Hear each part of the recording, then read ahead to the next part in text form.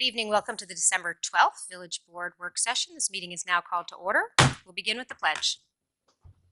I pledge allegiance to the flag of the United States of America and to the republic for which it stands, one nation, under God, indivisible, with liberty and justice for all.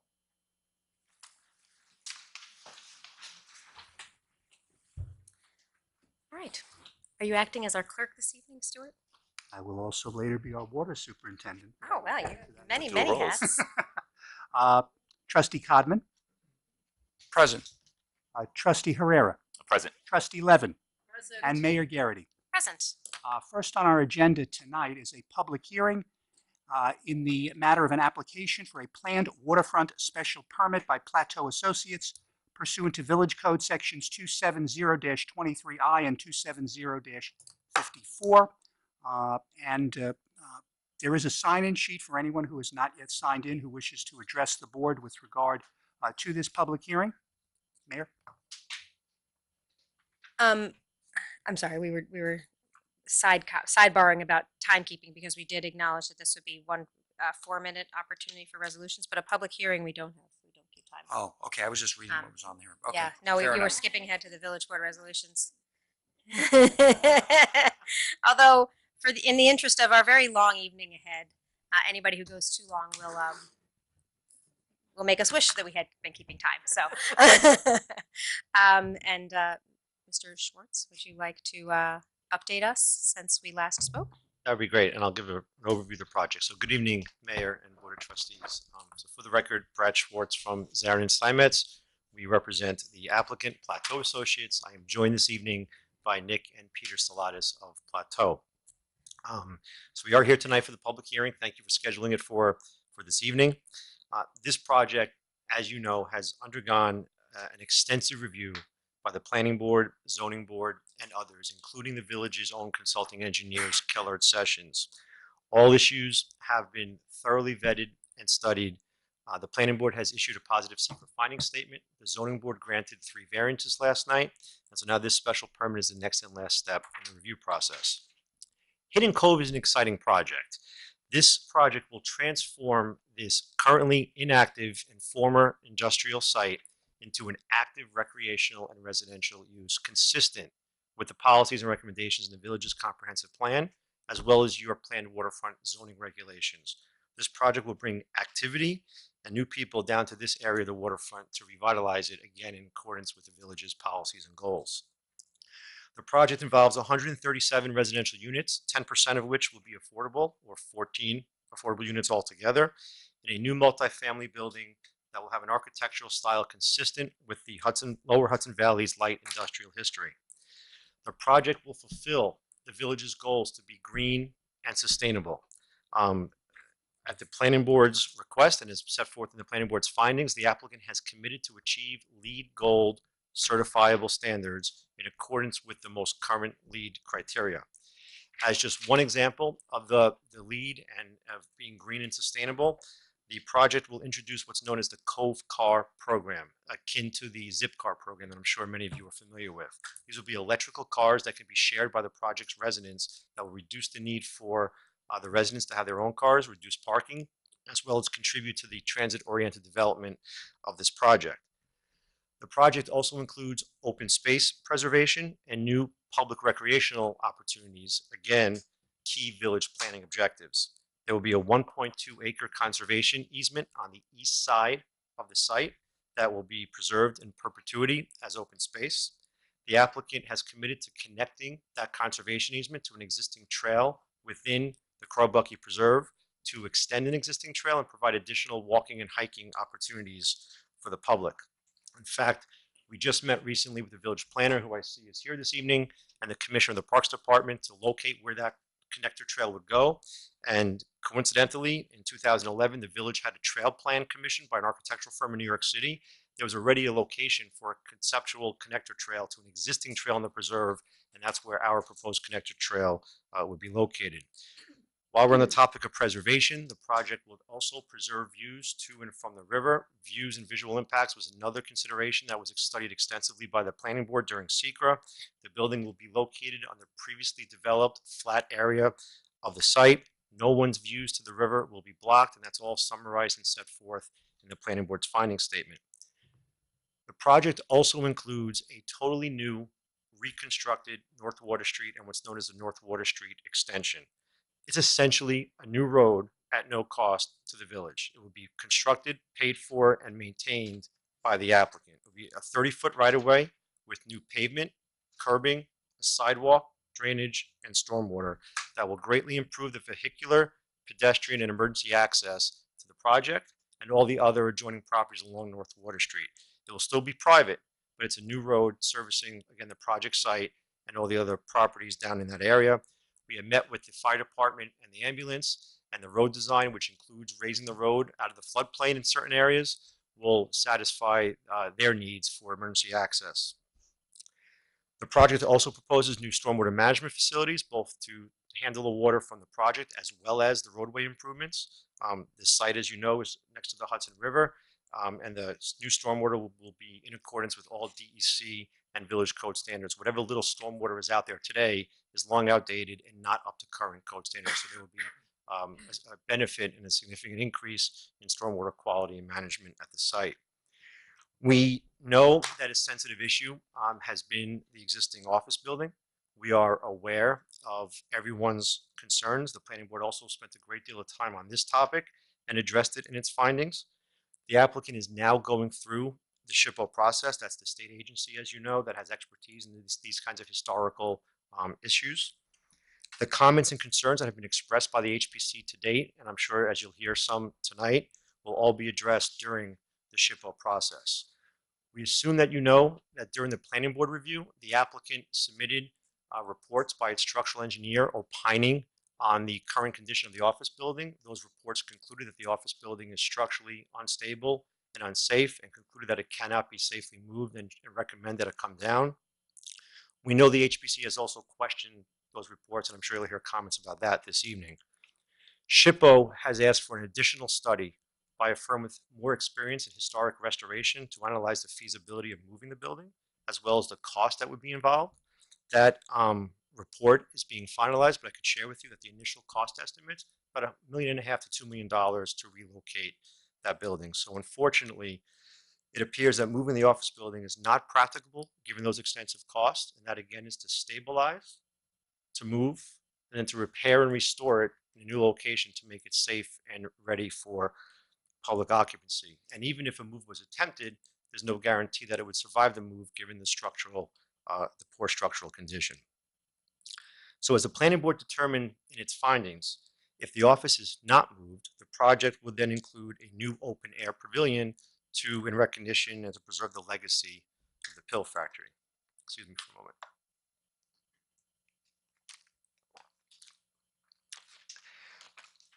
We've been before the planning board, the HPC a couple times, even this board, and we have heard comments along the way about the pavilion. And so an effort has been made over these past few months to enhance it, to make it look and feel more like the office building. So the pavilion has been increased in size, height, the footprint has been enlarged, the volume has nearly doubled. But most importantly, there's a commitment by the applicant to not just replicate the office building, but to actually use the architectural elements and features from the building, the canopy roof, the gables, the brackets, the stone windowsills, the bricks, wood trim around the door. Whatever can be reasonably salvaged will be incorporated, not for structural, but again, for display purposes on the exterior and the interior. So again, not just replicas, but to actually reuse the existing architectural elements and features.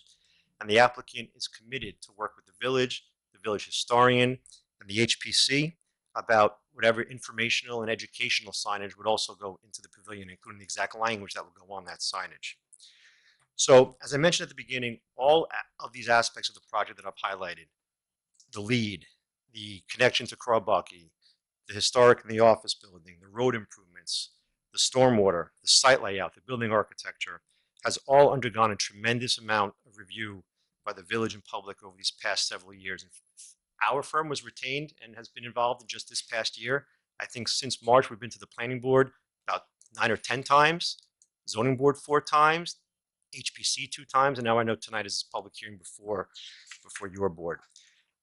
Kellard Sessions, who I alluded to at the beginning, has reviewed the site plans. There have been multiple comment letters by Kellard Sessions and multiple revisions to those plans over the past few months in order to address all the outstanding technical engineering comments.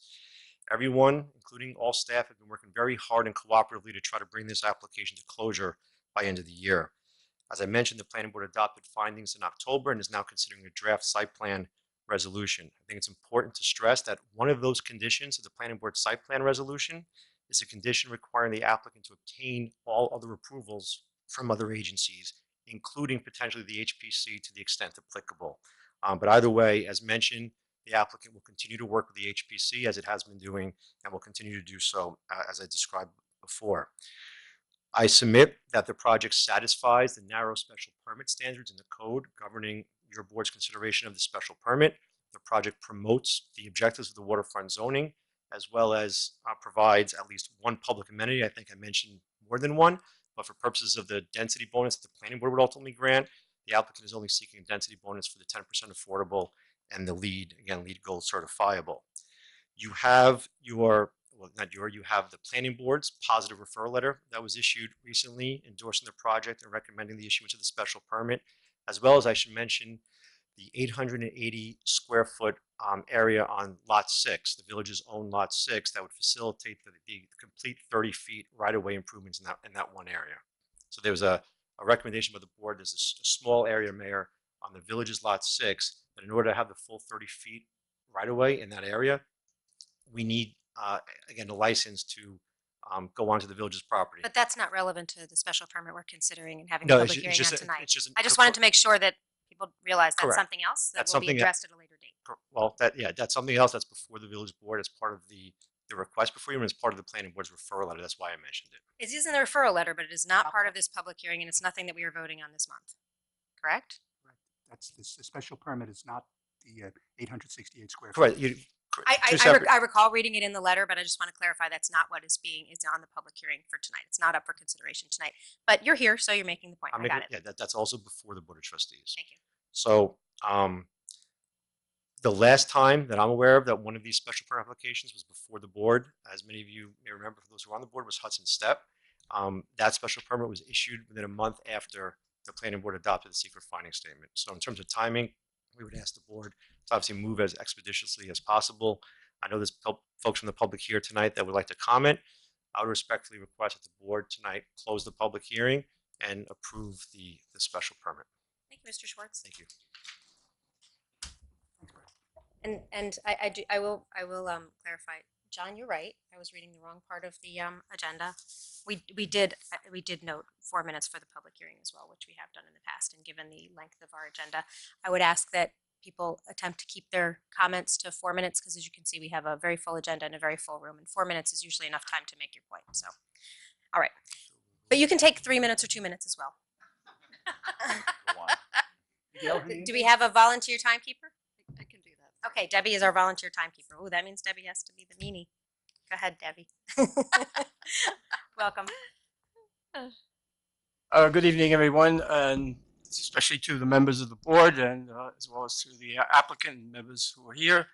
My name is Miguel Hernandez, and I live at 10 North Water Street. And because of where my house is, I'm impacted by this proposed project. I heard recently that I just heard that no one's views will be impacted, and it's absolutely not true. My views will be impacted, so it's not quite true as it was.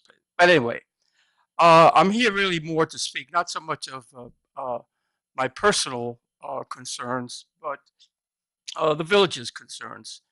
And one of those, of course, I've heard many times the members of the board and other people in the community speak about Austening's diversity.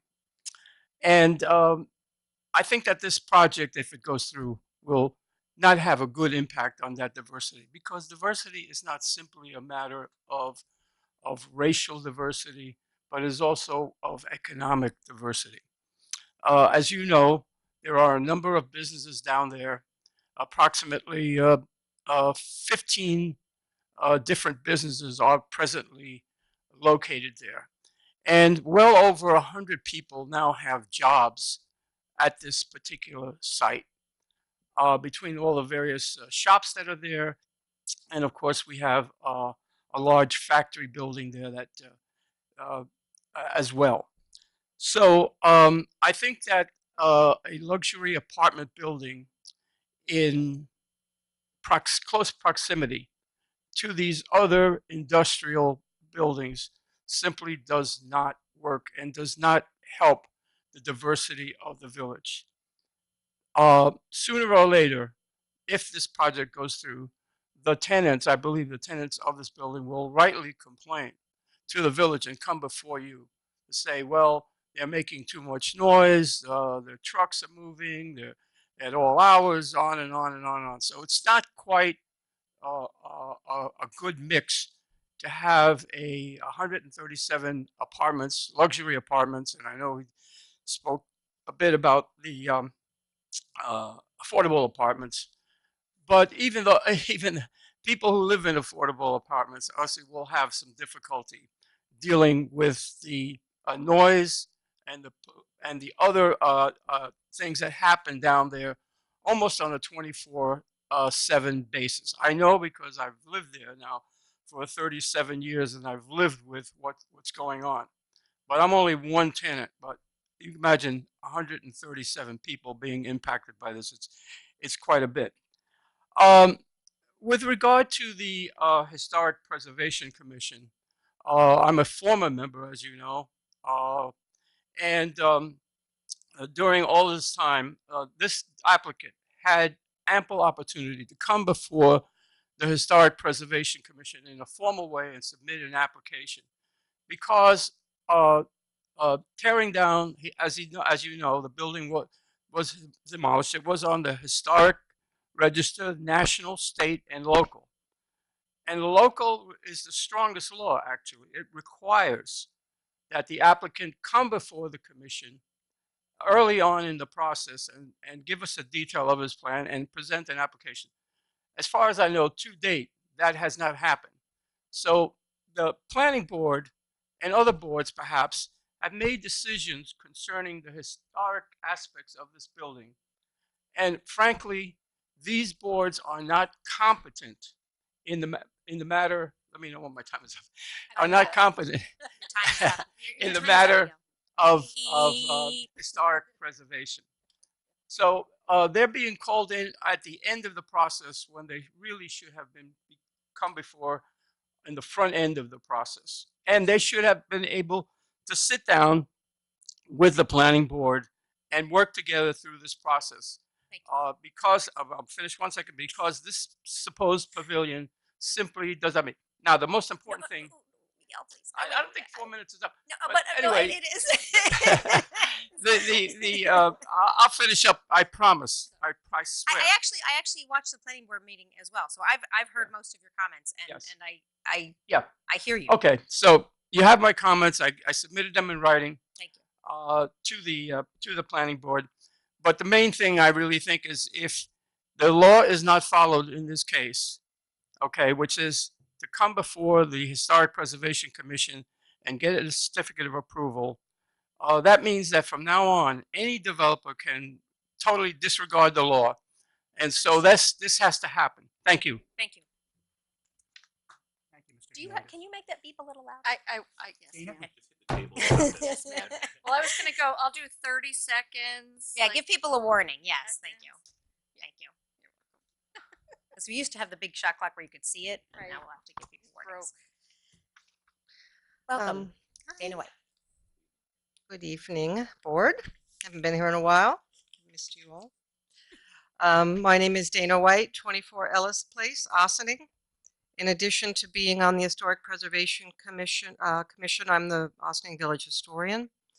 I'm here to advocate for the preservation of the Brandworth Pill Factory office building, which stands to be demolished for a new apartment complex. This small, charming piece of Ossining history dates back to the 1880s. It is part of an architectural legacy specific to Ossining, and it is lasting and important. The Victorian-era office building is one of a handful of structures designed by S. Marvin McCord, the S standing for Samuel. In the second half of the 19th century, McCord was Ossing's go-to architect. He could design in a variety of styles. In the early 1870s, for a wealthy client named Baker, McCord designed a mansion on Highland Avenue modeled after European castles. McCord was among the first builders to use poured concrete. The Squire House still stands and is on the National Register of Historic Places. In the 1880s, McCord designed a new library for the Mount Pleasant Military Academy on State Street. It still stands as well and is home to a nonprofit. Franklin Brandreth then commissioned McCord to design the small office building for the pill factory. The two structures, library and office, share decorative brickwork along the top and a similar inventive use of wood trim. The Brandreth office building was probably one of the first structures in the village of Sing Sing to have electricity. According to an 1888 article in The Republican entitled Electric Lights at the Brandreth Works, Franklin Brandreth was tired of waiting for the village to install an electric plant, so he built his own. He ran electric wires to several buildings, including, one can assume, his new state-of-the-art office building. During pill-making season, the 60 electric light bulbs allowed them to work early and late into the day. Those who believe in preserving beautiful historic structures aren't merely obsessed with acorn finials. We know that those buildings hold human stories. They hold Ossing's stories, and they are an asset, not a liability. They contribute to a narrative that is ours alone. The office building is not only a village landmark, the Department of the Interior has declared it a National Historic Landmark that embodies parts of the heritage of our country.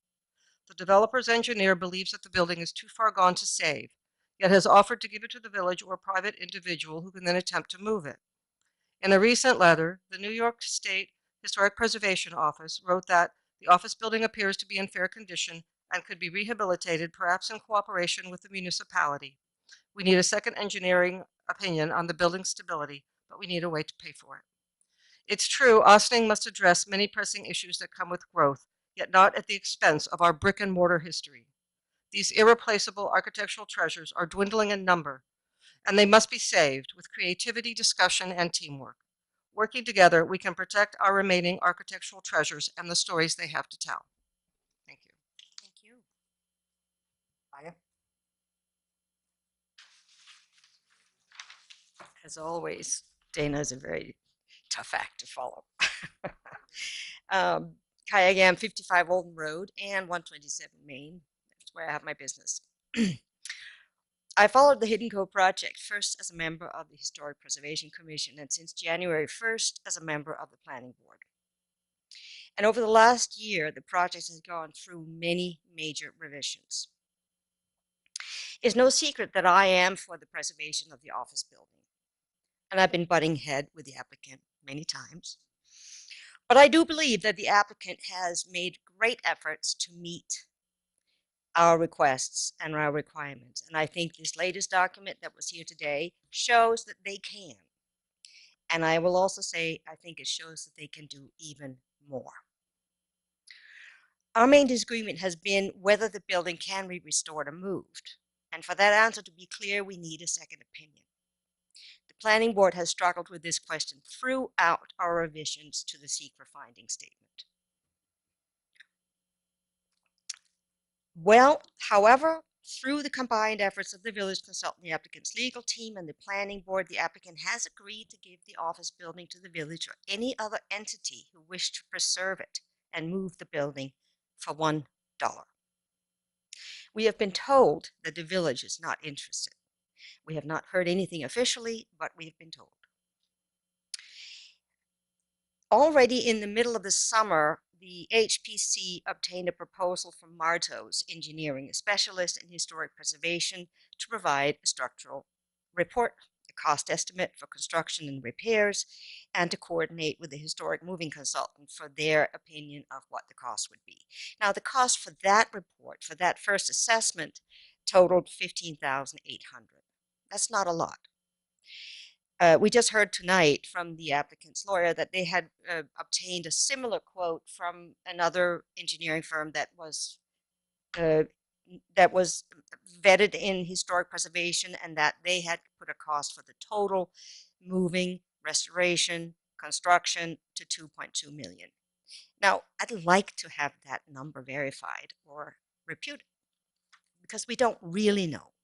unless we spend the money to figure it out. I totally agree with Dana. When it's done, it's done. And as far as I understand, the village also said no to spend the money for that that process, the proposal from the from Martos Engineering. Then in October, we were very far in our deliberations, and we had been really having a lot of goodwill from the applicant to understanding what the HPC, their role should be, and why they were not put into the whole complex mix earlier on in the process. I advocated for that from the very beginning. Then in October, we see the SHPO statement that they found that the applicant's engineering report was subpar.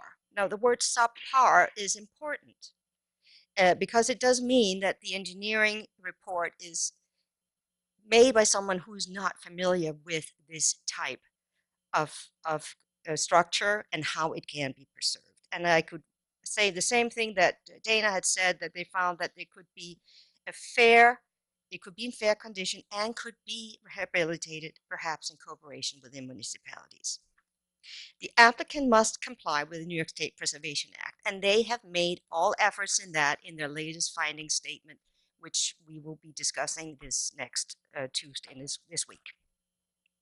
The village must also comply with village code. So my question is, what is the village management, village councils, and village trustees' understanding of the village's obligations in this context? Thank you. Mr. Stellatus?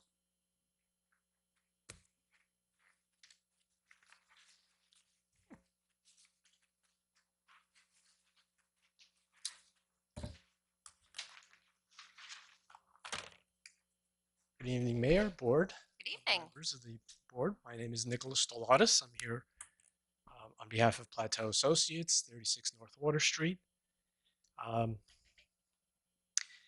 would like to reinforce that the Hidden Cove on the Hudson project directly addresses and fulfills the village's own established goals of transforming its industrial waterfront into a more viable residential and commercial district, as detailed in the village's comprehensive plan.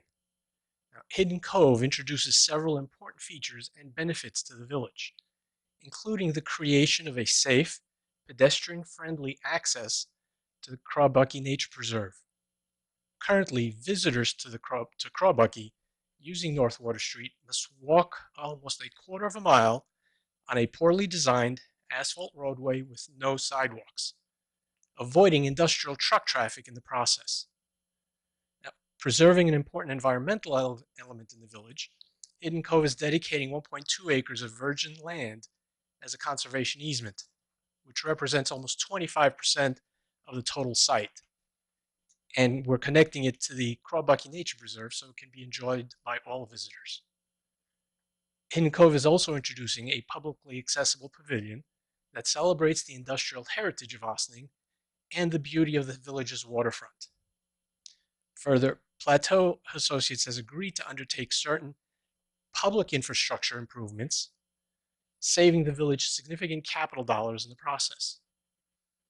In short, Hidden Cove will energize and transition the north of Snowden quadrant into a vibrant and active part of the greater Ossining community. It's time for the Board of Trustees to close the loop on the unnecessarily extended review process and make Hidden Cove a reality.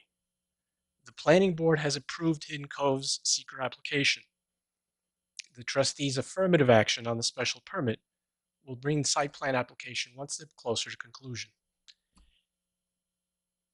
I'll add on as well to my prepared comments that historically, Plateau Associates had attempted an adaptive reuse of the former Brandworth Pill Factory. We spent the better part of 10 years, and I'll say over $2 million in attempting to do that. During the 4 years that that application was in front of the Planning Board, not a single member came forward to support that effort. In fact, there were elected officials who actively opposed the adaptive reuse. So for us to have to listen to arguments that we don't care about adaptive reuse is personally hurtful and offensive. And we hope that the Board of Trustees can look past the petty politics that have been occurring to look forward to the improvement and benefit of this village on a long-term basis and make the Hidden Cove project a reality, indeed to start the process to have the entire waterfront improved, as I know all of you are desirous of occurring. Thank you very much. Is there anyone else who wishes to address the board on this public hearing? I'd like to invite any of my colleagues as well, so if you have any questions. But I have a couple of questions for about process for you, Stuart. Maybe you can help us. And I don't know if Tracy feels that she wants to jump in. I see that our planner is here tonight as well. So the planning board is meeting next Tuesday. They are at a stage where they are likely to be able to approve the site plan. Correct. If we do not close the public hearing tonight, will that preclude them from being able to move forward with closing the site plan? No. So they could approve the site plan with an conditional understanding that we would eventually close our public hearing and approve the special permit. That's correct. They could add as a condition to site plan approval that the special waterfront permit would have to be granted. Okay. That's correct. So there's been a lot of discussion about, as was acknowledged by many of the speakers tonight, about the historic preservation of the office building, which is, correct me if I'm wrong, but that is landmarked by our Historic Preservation Commission. Right.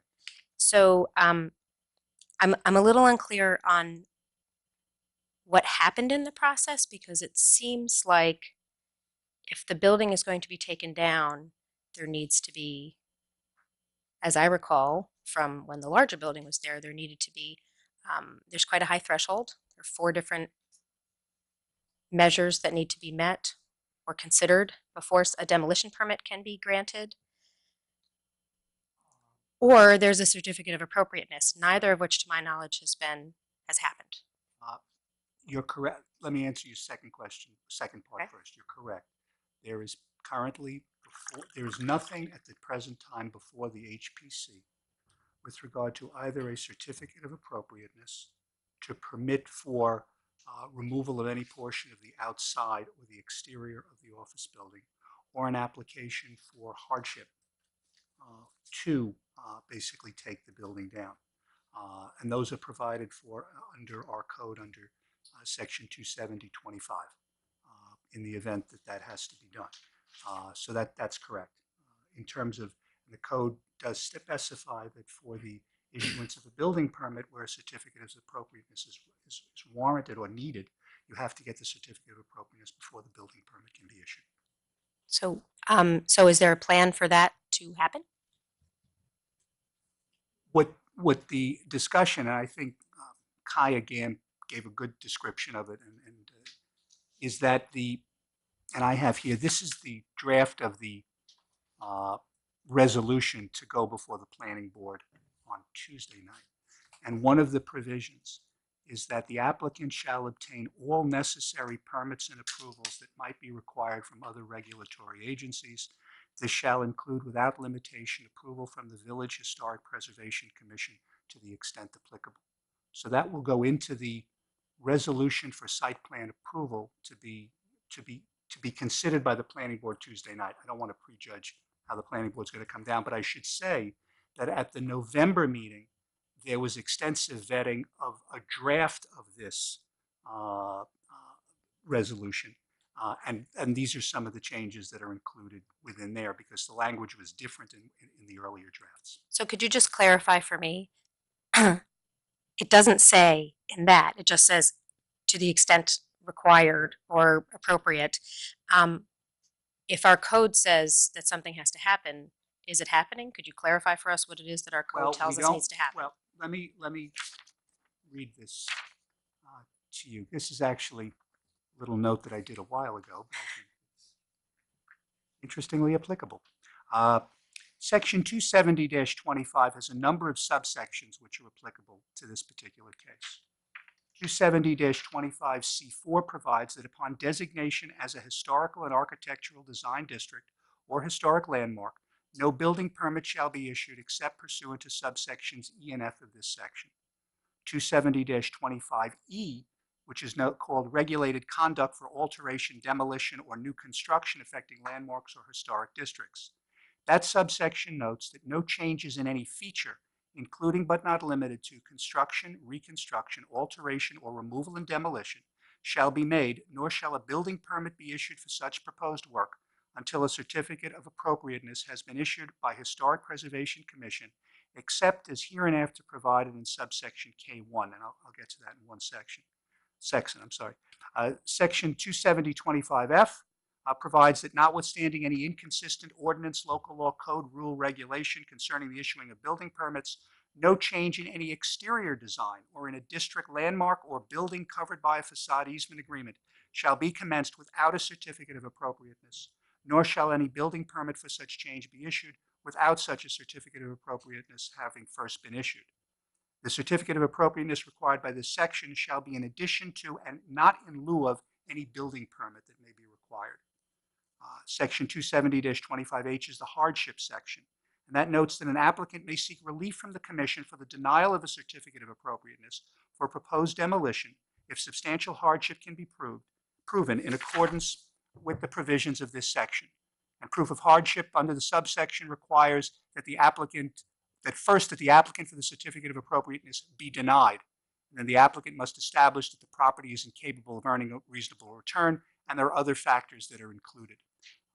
Additionally, pursuant to section 270-25H4, the HPC may require additional information before it reaches its decision. I'd referenced before section 270-25K, and I apologize for going all these sections, but it's important here.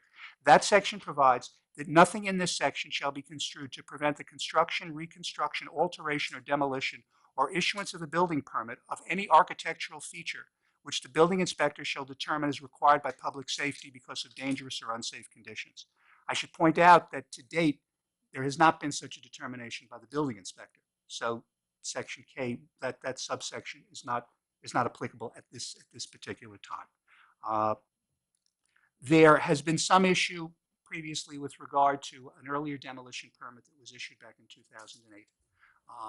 Let me just clarify a few things with regard to the demolition permit. The first is that there's never been a determination by a court that the demolition permit, in fact, included the office building.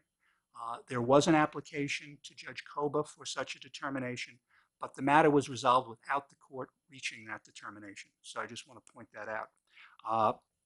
But one of the things that is to be noted is that if that demolition permit is in fact still in effect, the demolition permit had a particular proviso in it, which is that the permit must be construed in terms of the law that exists at the time the demolition is to take place.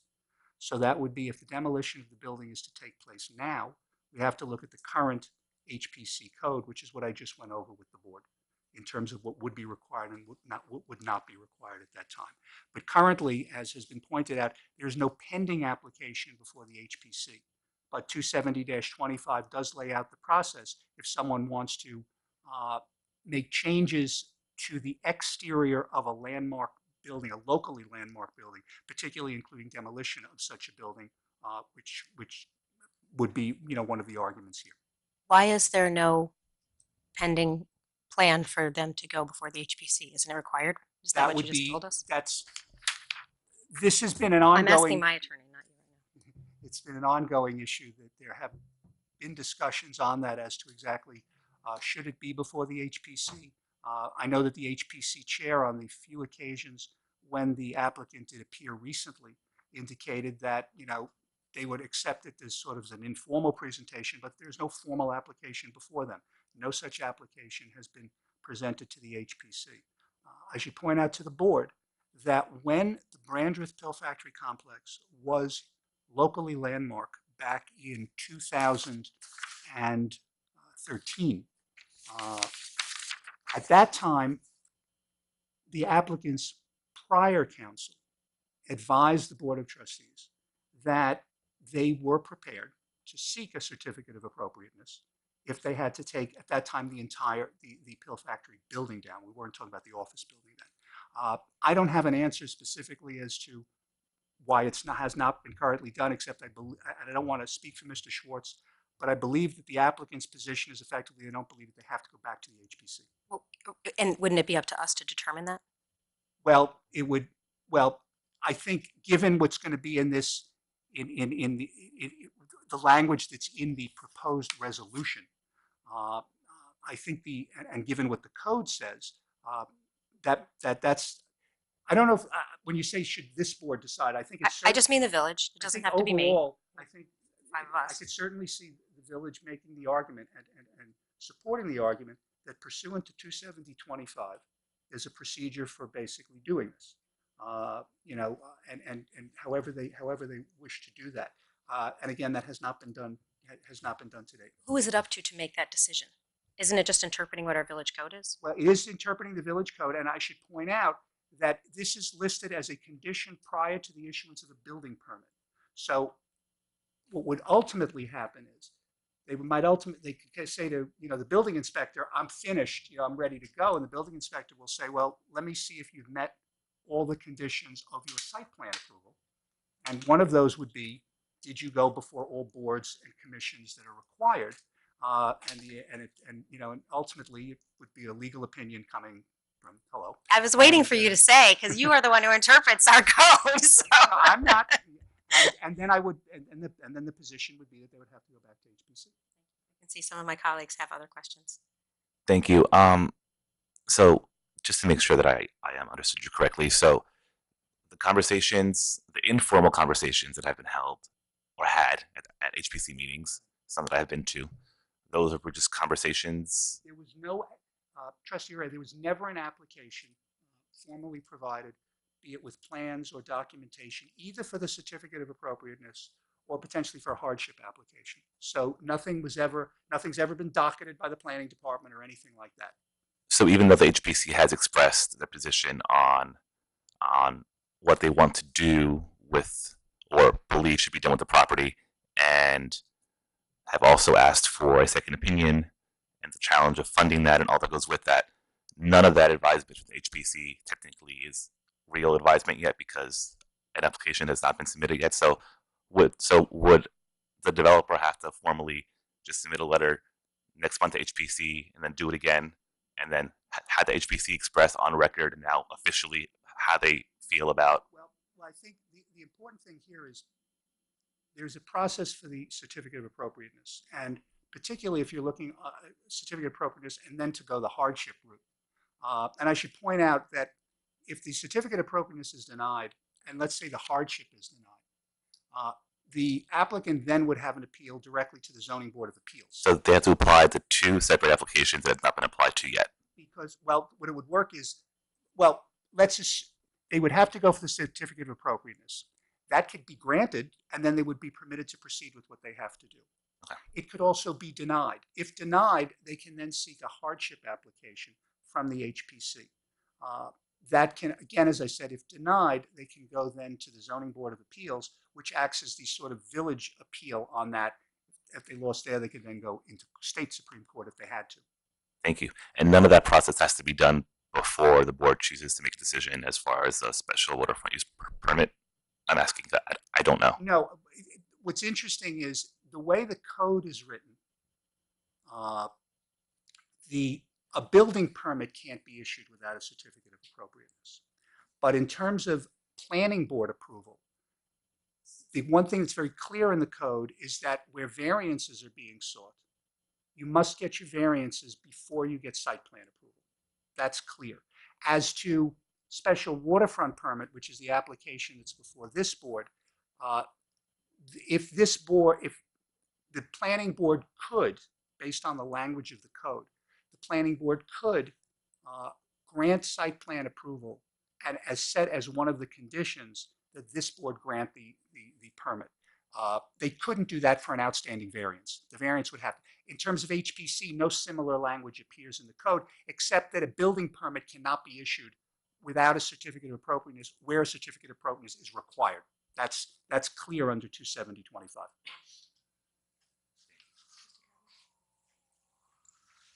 Yeah, so I guess my question has to do with two things. One is the demolition of the pill factory. Um, the I mean, wouldn't wouldn't the property owners have to come before the HPC before they executed the demolition, based on the fact that you said that any demolition would apply to current code, not the code at the time that the permit was issued? Trustee, just I want to be clear, when you talk, you talking about the office building or the No, former Pill factory? I'm talking about the factory. I'm talking about the demolition of the factory itself, and obviously that's something that's I mean I still don't understand. That doesn't seem to be clear in terms of what a final determination is in relationship to that. All we know is that the building was raised, okay. But what I'm asking is once the designation took place, okay, in 2013, and yet there was this open-ended demolition permit from 2008, okay, and once the designation was made, then that enforces the HPC's right to get the permit, or to get some sort of permit of appropriateness. They would have had to go through the whole process technically. I mean, that's my reading of this, of your reading back to it.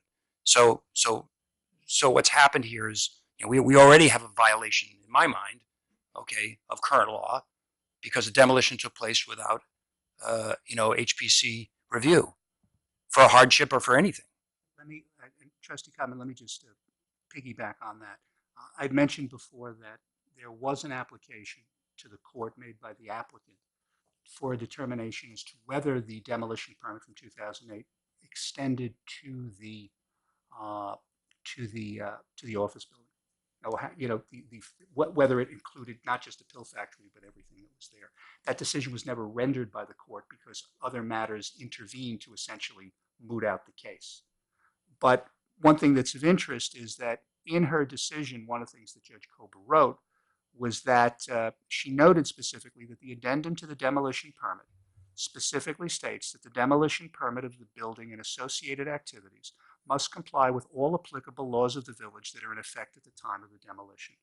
Village of Ossining Code, and she cites 27025E, F, and K2, were enacted before and were in effect when the defendant began to demolish the building. So that was noted by the court in a decision from January of 2017. I don't have an answer for you in terms of. Well, the judge has already determined, has already pretty much said what I just said, Right. which is that the demolition was improper, and that they didn't go through the proper procedure and go through the HPC because it was a designated landmark. I'm just pointing this out because I'm very troubled by that. Understood. I'm very troubled by the fact that we didn't enforce our own law. Okay, irrespective of the fact that the demolition took place, which I wasn't very pleased about either. So, I mean, for me, it's this is very clear with respect to the HPC. I mean, I just think we shouldn't. It's my opinion that the zoning board and the planning board, have skirted around this whole HPC situation. Now they have the right; they're independent boards. They make their decisions. I understand. Okay, I'm pleased that the resolution that's going to go before the planning board includes the HPC's determinations. Okay, that they feel that that's important and that has to be gone through. I think the disturbing thing for me is the look back of having a situation in which this demolition took place and our own laws weren't followed. Let me perhaps help with one other thing on that.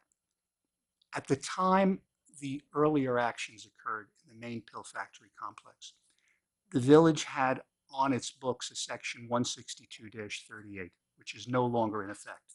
That section had provided that the owner of a building receiving a notice of violation stating that the building does not comply with the provisions of this chapter may demolish the building, and such action shall be deemed compliance.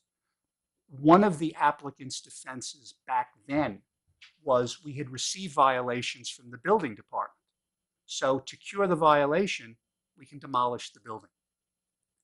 That I should point out, and I'm not going to say whether that's correct or not, I should point out that section is no longer part of the code.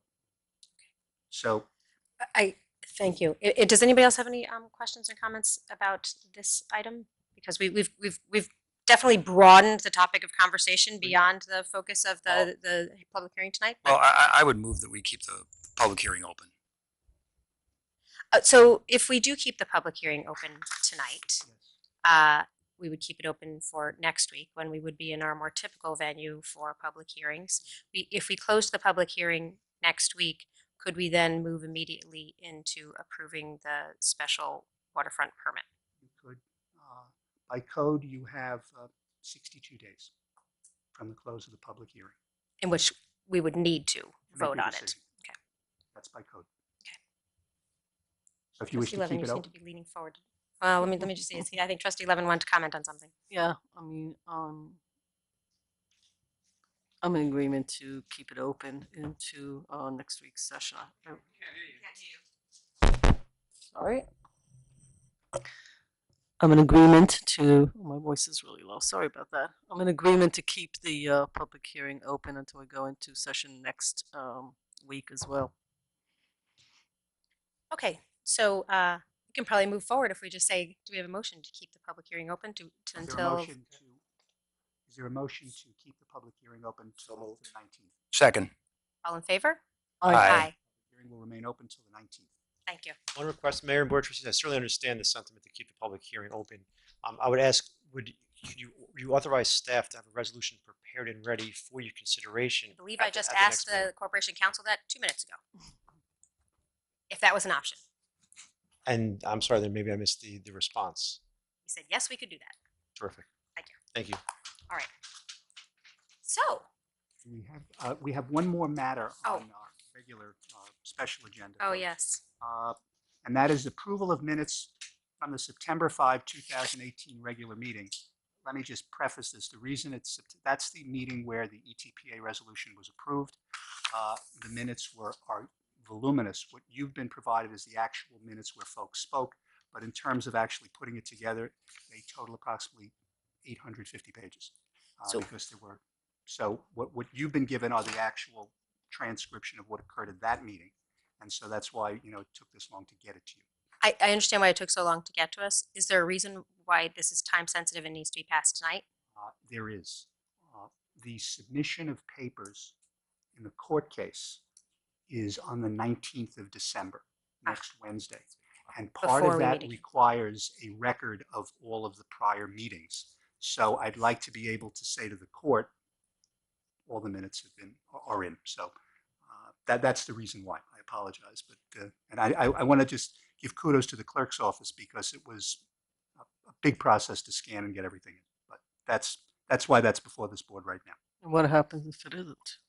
What? What happens if it isn't? And I mean, then I the got minutes it simply like get- about an hour ago. Then the minutes simply get submitted, and we can indicate to the court in a supplemental finding that here Okay. it is. So if the court wants to hold it till next week, the board rather, not the court, the board wants to hold it till next week, that can be done. I don't have an issue with that, nor will outside counsel. I have not had an opportunity to So- read them, so I feel hesitant to Yeah. approve We'll put them. this on for next week. All right. All right, thank you. Especially that meeting, got to read it. It's a No, big one. that's fine. I apologize for the late action on that. I thought it was an error, actually. Do we have a motion to adjourn the special meeting and go into a work session? So moved. Second. Second. All in Wait. favor? Aye. Aye. We have a heavy meeting ahead of us, but are there any announcements? Yes. Please. Wrong phone, sorry. Good evening, everyone. So, weekly reminder, we are now in week 2 of the emergency shelter program here in Ossining. This year it's very exciting because we are partnering up with Bedford and Mount Kisco. And as you see, it is getting very cold outside. So every day, Monday through Sunday, you can meet in front of Open Door at 9 p.m. and a staff member will meet you there and either walk you to one of the host sites or a bus will be there and it will bus you to the host site. The shelter is open to anyone and anyone.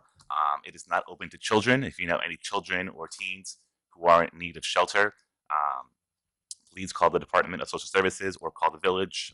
They could actually give you a number and a caseworker that could help you immediately 24 hours a day. We anticipate about 16 to 20 individuals using our shelter this year. So just spread the word. I've been getting quite a lot of pictures throughout the village, people sleeping on streets and benches and post office and churches and backyards. And so if you see that, please let us know. Not everyone knows about the shelter yet. Even though we're in our third year, it's still a relatively new program, and it's not easy to actually have the guts to go to a shelter that you don't know anything about. So just wanted to point that out. And I have two organizational announcements. Mayor Garrity, I know we have a big meeting, but Please, go ahead. That's why we're here. Trinity Episcopal Church is having their annual lessons and carols. It's being held on December 16th, this Sunday, from 4 p.m. to 7 p.m. And they have a pretty nice service and music and reception following. That's 4 to 7 p.m. And the Galata House is having a holiday soiree, the Briarcliff Manor, on Friday, December 21st, from 6:30 p.m. to 10 p.m. It's $50 per person, and it's benefiting the Galata House and Drug Crisis in Our Backyard. And tickets can be purchased at the Briarcliff Manor in Briarcliff or at galatahouse.org. Thank you. Others with announcements? I just, the only thing that I'm aware of in the community is this weekend, this Saturday, is Breakfast with Santa. Do we still have, it's free to the public, but you must make a reservation, and you do that by contacting the community center. Yes. Do we know if it's all filled up? Not yet? No idea. Okay. I would be surprised if it was all filled up. There are 2 seatings. It's free. Just contact the community center and get yourself signed up. It's for children 12 and under. I do have one more, since a lot of residents are going to be asking what's going on. This Saturday, St. Anne's is having their Divino Niño procession, which is the Christmas baby Jesus procession. And it's starting from Nelson Park, beginning at 11:30 a.m. And it's going to go straight down Spring Street, straight down Main Street to Ellis Place, and then to St. Anne's Gym. They're expecting double the attendance this year, which, from what I know, it's over 4,000 people. They have floats and music. I always miss it, so it's a very special, sacred time for Catholics celebrating the Advent season, and they're anticipating, from what I got from this message, quite the amount of floats and performers this year. So if you're Saturday at 11 o'clock? 11:30 Spring Street to Main from Street. Nelson Yep. Park all the way to St. Anne's. Sounds So, great. thank you. For letting everyone know. Trustee Levin. Just a couple of announcements. Actually, one. Make it short. Oh my God, I cannot talk tonight. This is problematic for me. We have a lot of applications for the various boards, and the mayor and I think you did more than one day. I only did one day with you, which was Saturday. So we're not through them yet because we have to get a bunch of people in the room. But I'm very excited, to be honest with you. I've been meeting a lot of more recent residents, and who are just delighted to be living here and moving up here. A lot seem to be moving a beeline right from Brooklyn to our community. So it's been really great. I want to thank everybody who sent the resumes. Please just stay tuned because we're just trying to get people's calendars together. We have a number of openings and a whole new lot of people and some really great stories about how enjoyable and how happy they are not only to live here but to be actively participating in this community, and a lot of really talented people from all sorts of professions and backgrounds. So it's going to be great. Yes, there are over 60 applicants. We're hoping to have a good number of boards fully constituted at the start of the year, but there will probably be some more appointments in the first quarter if we haven't finished, because getting through all of the applications and emailing and calling and meeting, and Trustee Codman and I have had some meetings, and I have another one. Anyway, it's an interesting and exciting problem to have, that we have so many people that are looking to serve and so many opportunities for people to serve. So thank you if you are one of the 60 plus people who raised your hand. Okay, 1 hour into our evening. Let's get started with our work session agenda. Debbie, do you want to give us some context for the Downtown Development Fund Council here? So first up for the work session is an update on our Clean Streets project that is being led by the Downtown Development Fund Council. And tonight we have Andy Kaplan and Matt Koretsky, who are here from the committee. And then we have Jennifer Bannon and Sari Bartels, who's here to present to us and to share the progress that has been made from this great team. So I'll turn it over to Andy and Matt. Thank you. Thank you, Debbie, Mayor, Board, for having us. I'm just going to give a quick recap for everyone, including those watching at home or watching, looking online later. Last fall, continuing on the success of the new tree lights and well project, the board approved the Downtown Development Fund Council to move forward with a campaign geared towards promoting a cleaner, more welcoming environment downtown. While the goal, as per the fund parameters, was to focus on the Main Street corridor, our hope was to create a positive and upbeat campaign aimed at residents, property owners, and businesses, but one that could easily spread its message and core values throughout the village and the town. With that in mind, during the winter, early part of 2018, the DDFC researched and compiled a list of potential vendors who specialized in developing and executing campaigns of this nature. The final list included about a dozen or so vendors from Westchester and a few from New York City and Connecticut. With the help of Debbie and Jamie Hoffman, we were able to issue an RFP to gauge the interest of those firms. And in the early spring, we had a meeting with them, with those who, upon reviewing our document, were interested in participating. At that meeting, we answered any additional questions that they might have had about the scope and the goals of the project before they submitted their proposals. In addition, the Downtown Fund Council, we also began the process of reaching out and meeting with stakeholder organizations and groups that could be invaluable partners in helping to amplify this campaign. The Chamber of Commerce, Green Ossining, the Ossining School Districts, and some internal departments such as DPW and the building department, just to name a few of them. Later in the spring, the DDFC, we received and evaluated several proposals. And although we had a number of great bids, ultimately we chose a team from Honest Creative, Jen and Sarai, the two principal members mentioned, who you'll hear from shortly. They had previously worked on similar successful campaigns, including Generation Yonkers. They had familiarity with Ossining, having previously worked in the Briarcliff area. And most importantly, they also were able to meet the budget that the board had previously approved for this project.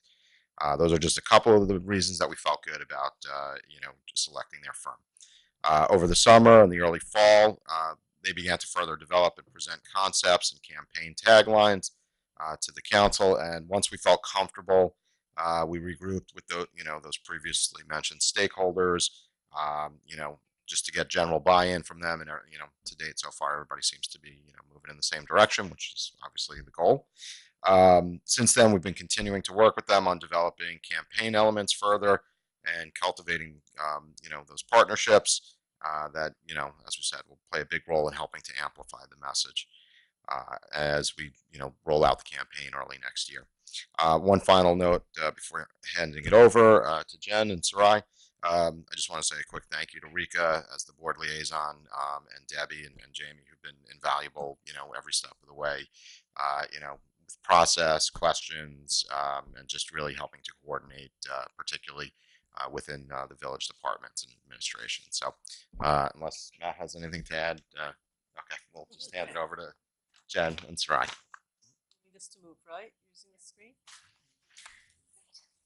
Got to turn the computer on or something? Oh. You got to aim up it there. Should be on. Is it on? I know Jamie put it into the computer.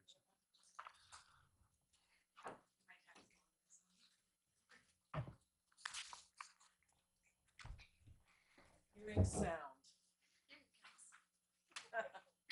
Hey, should we try it out before?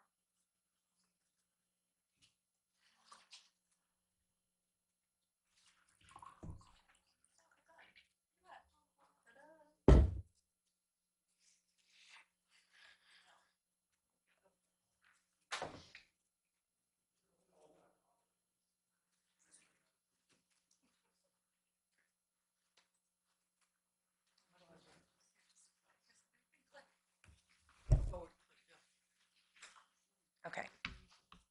Hi, everyone. So we are here to present the campaign that we were hired to create for the Code Awareness and Anti-Littering Initiative in downtown Ossining. Just to give you a little background on the campaign, Andy kind of touched on it, but we were hired to create the campaign that was going to ensure that downtown businesses were aware that these codes even existed. So you don't need to keep moving your head because the cameras are actually aimed at you. Okay. I was If you trying do to. that, it keeps engaged. Sorry. Okay. So to ensure that the downtown businesses are aware that these codes actually exist, and then to inspire and educate the audiences to clean up downtown storefronts, decrease the amount of litter that's on the streets, take pride in the place where they live and work. And we asked a lot of questions about how the campaign tone should be.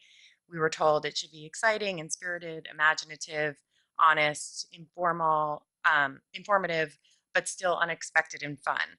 And the look and feel direction for the campaign was to be modern, contemporary, bold, and vibrant. So we put together a few campaign options and presented them. Just a little bit of background, two things that we really need to consider when we're creating any campaign is where it's going to be placed, because we're talking to the people of Ossining, the business owners and the residents and the landlords who are in downtown. So the messaging that you're going to see is geared to reach them through out-of-home efforts and signage, as well as targeted digital and social, as compared to a traditional TV or print advertising campaign. And then we also had to consider the audience, who has different languages and crosses different cultures. And like I said, it was business, residents, and owners. So the campaign that we've come up with is the Little Big Picture.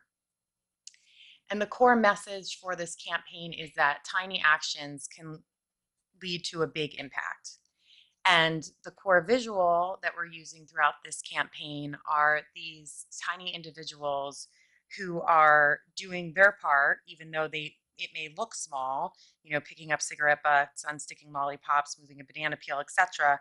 But it's these tiny actions that make a big impact, and they're there to encourage our other audience members to also take action.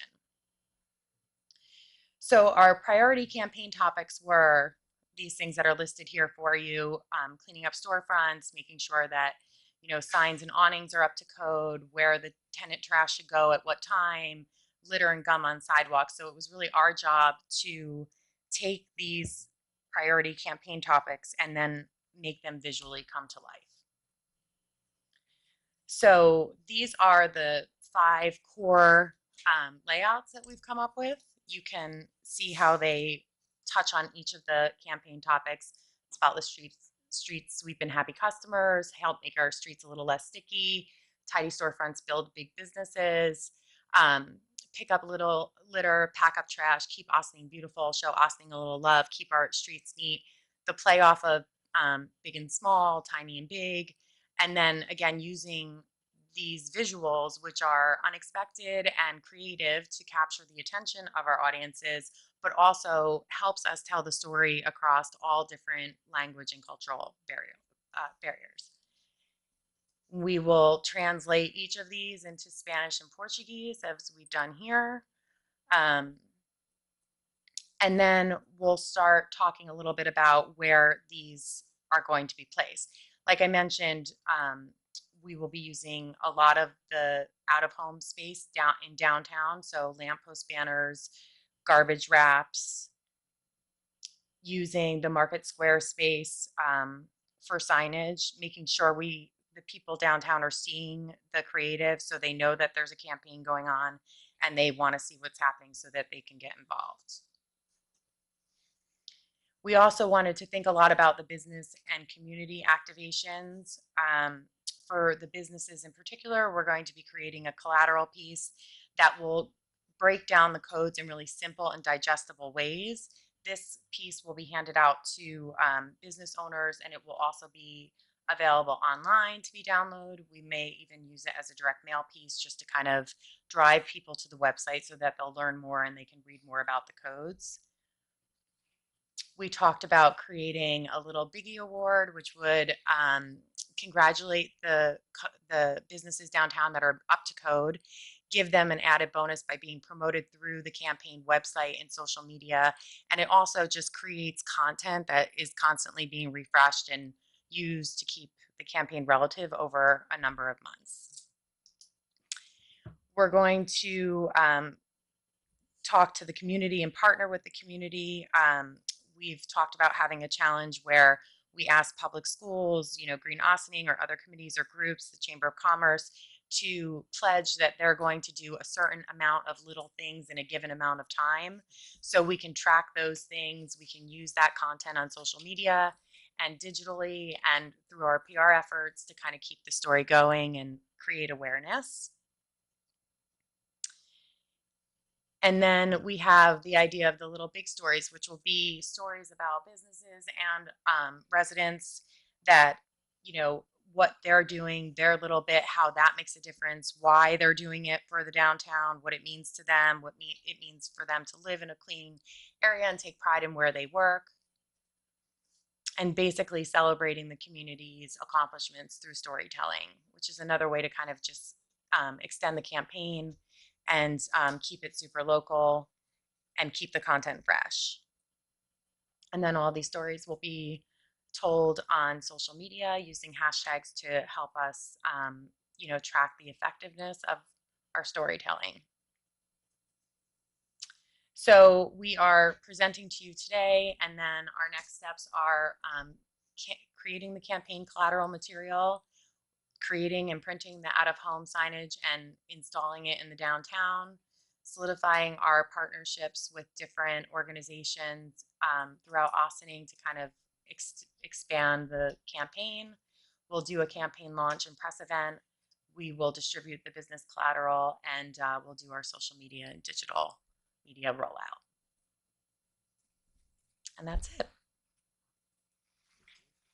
Just came up one thing. Yeah. And also, just again, even though this is like a 1-year cycle on this project, again, the goal is to have it something that has legs beyond just this year.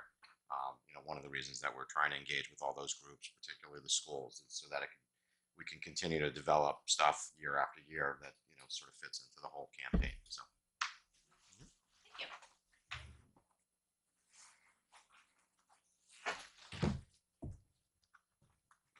Anyone have any questions or good? Don't go away. Okay. Welcome. Thank you so much. It's Stuart. Stuart can take a little bit of a rest. Got something from tonight's agenda, and I had to go up and print it quickly. Oh, Okay. yes, you may, unless you want to discuss litter.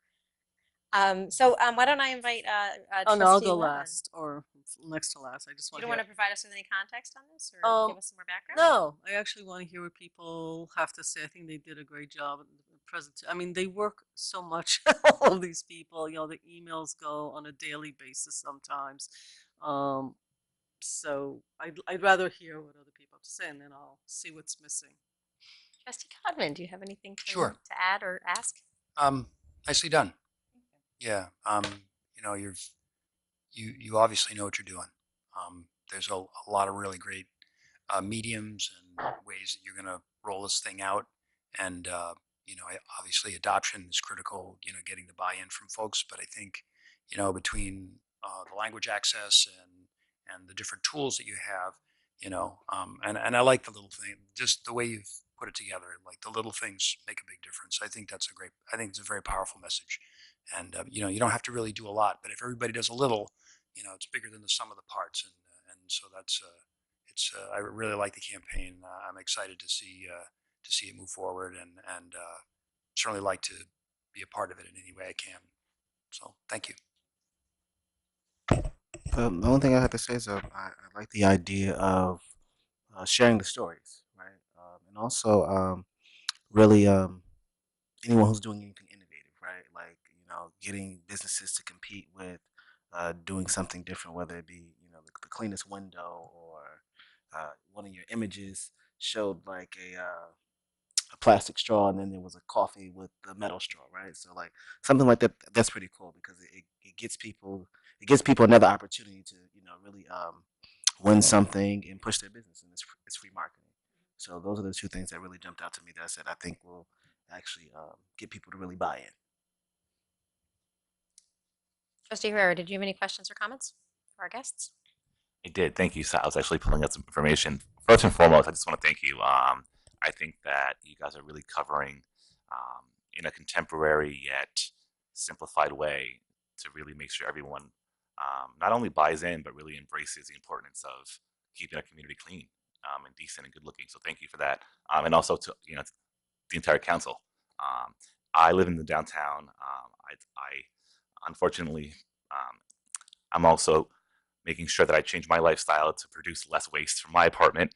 But I do every other day throw out garbage, and me and my friends and my niece now on a regular basis, we pick up a lot of garbage just on my little stretch. I have to walk all the way around. So downtown and in Ossining, unfortunately, we do have a litter problem, a litter culture.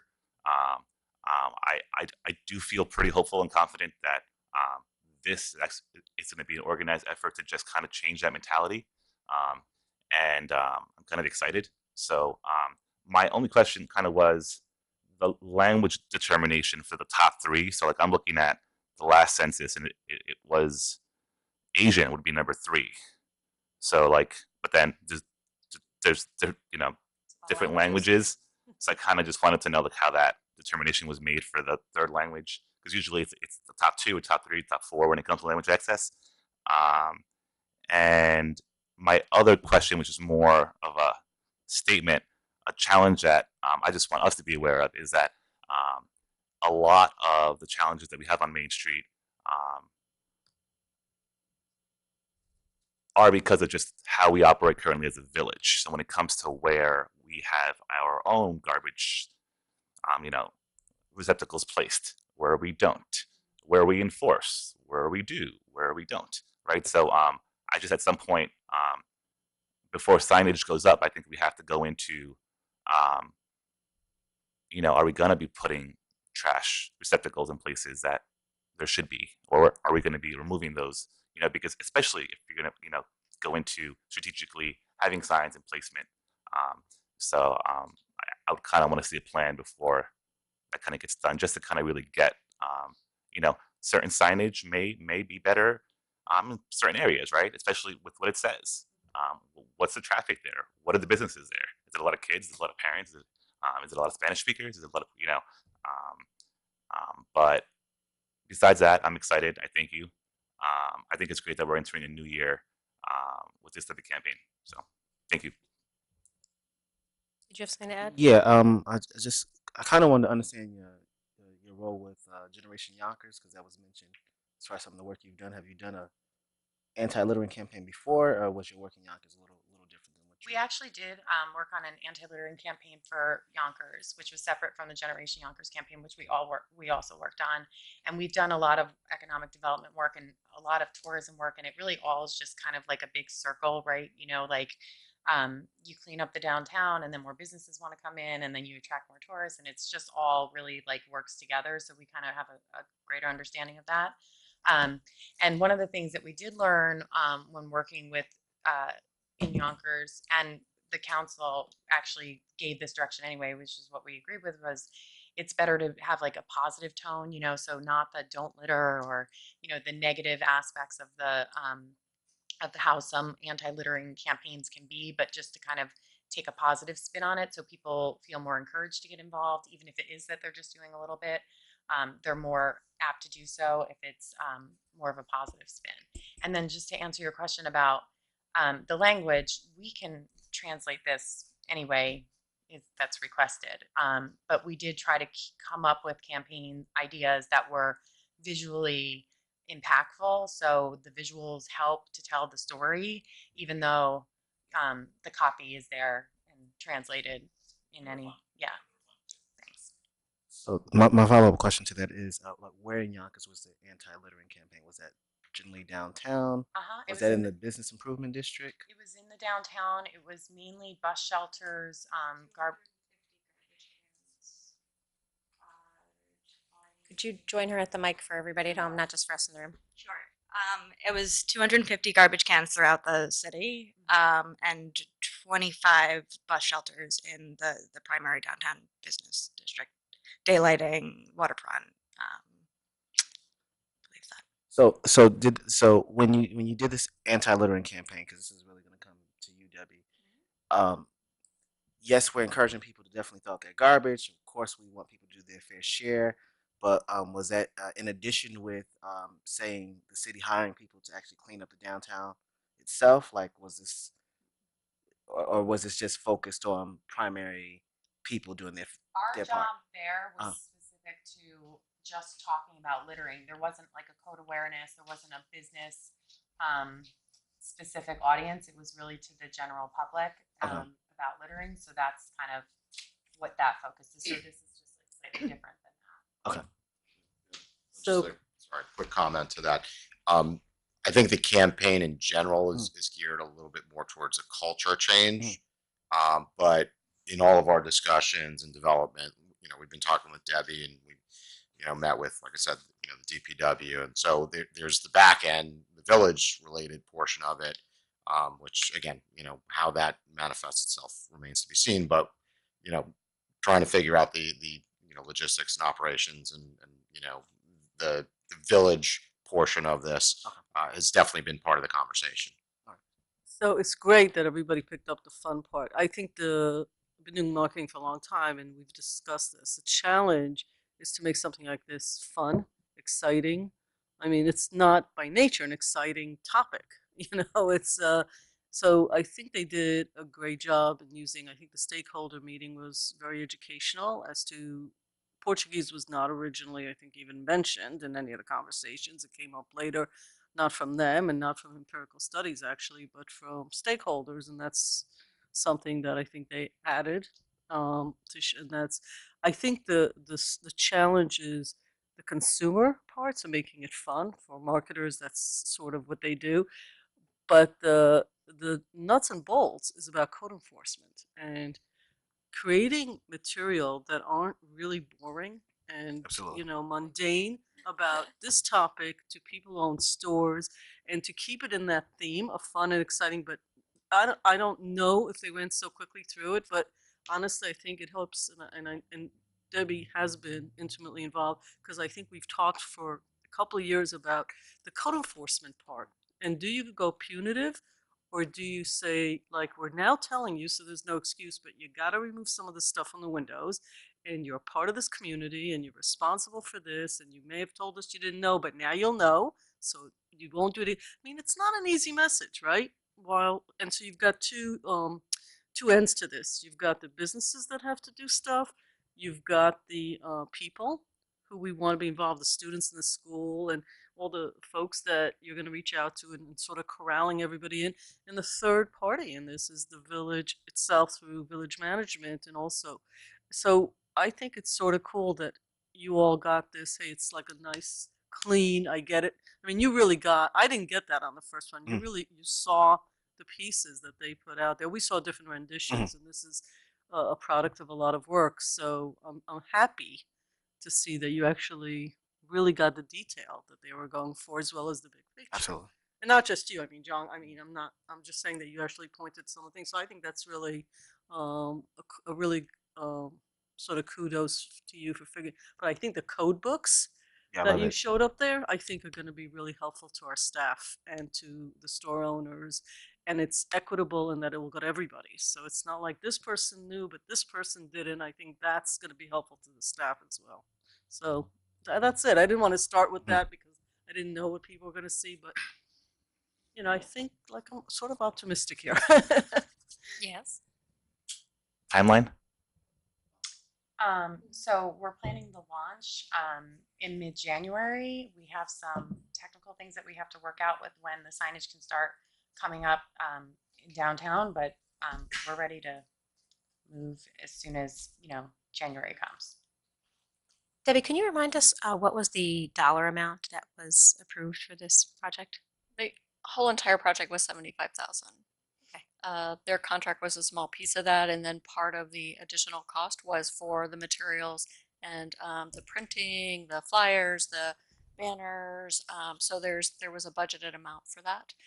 Certainly pull that out and send it to the board again, just to remind you of how that money was going to be spent. But it was originally a $75,000. And authorization. there might have been a plan of how it was going to be spent, and now that you actually have the plan, is how closely do they align, or is it something that needs to be discussed, or it's pretty similar to what was anticipated?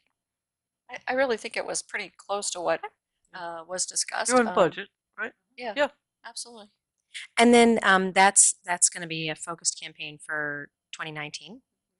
What happens in 2020? You said that you hoped that it would sort of just continue, but is the village going to be actively continuing it? Is there I I mean, think if I could just add our little 2 cents, I'm really excited about this because this is a grassroots effort by the community to say, hey, we want this to look nicer and we want this to look, our downtown to look clean.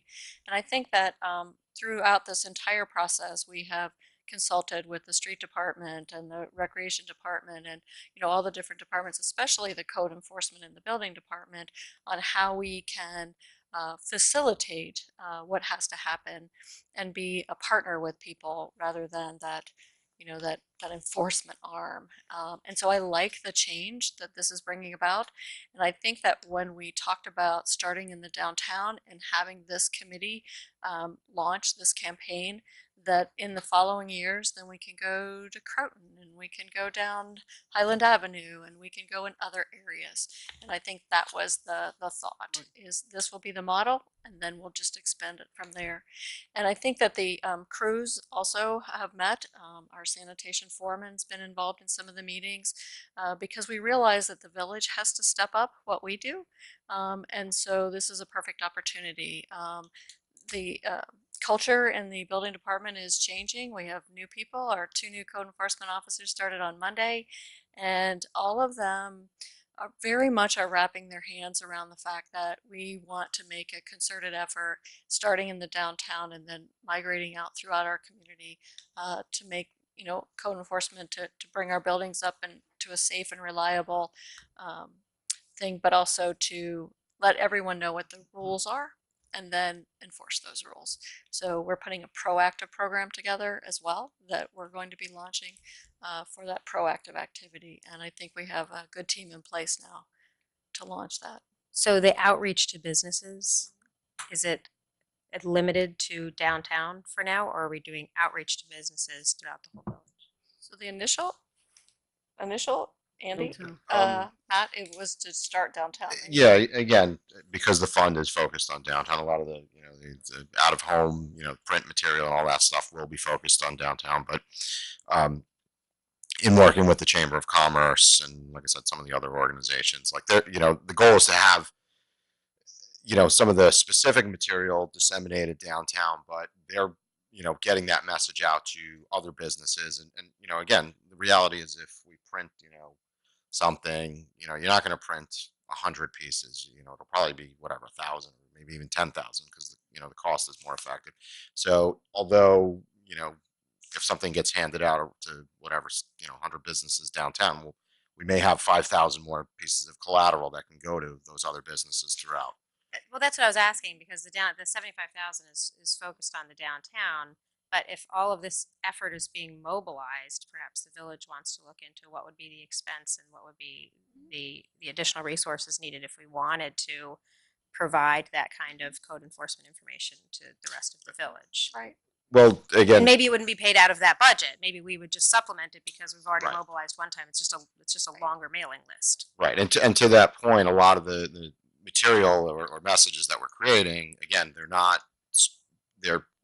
being targeted downtown, but they're not downtown specific. They Right. apply, like we said, on Croton. They apply on Right.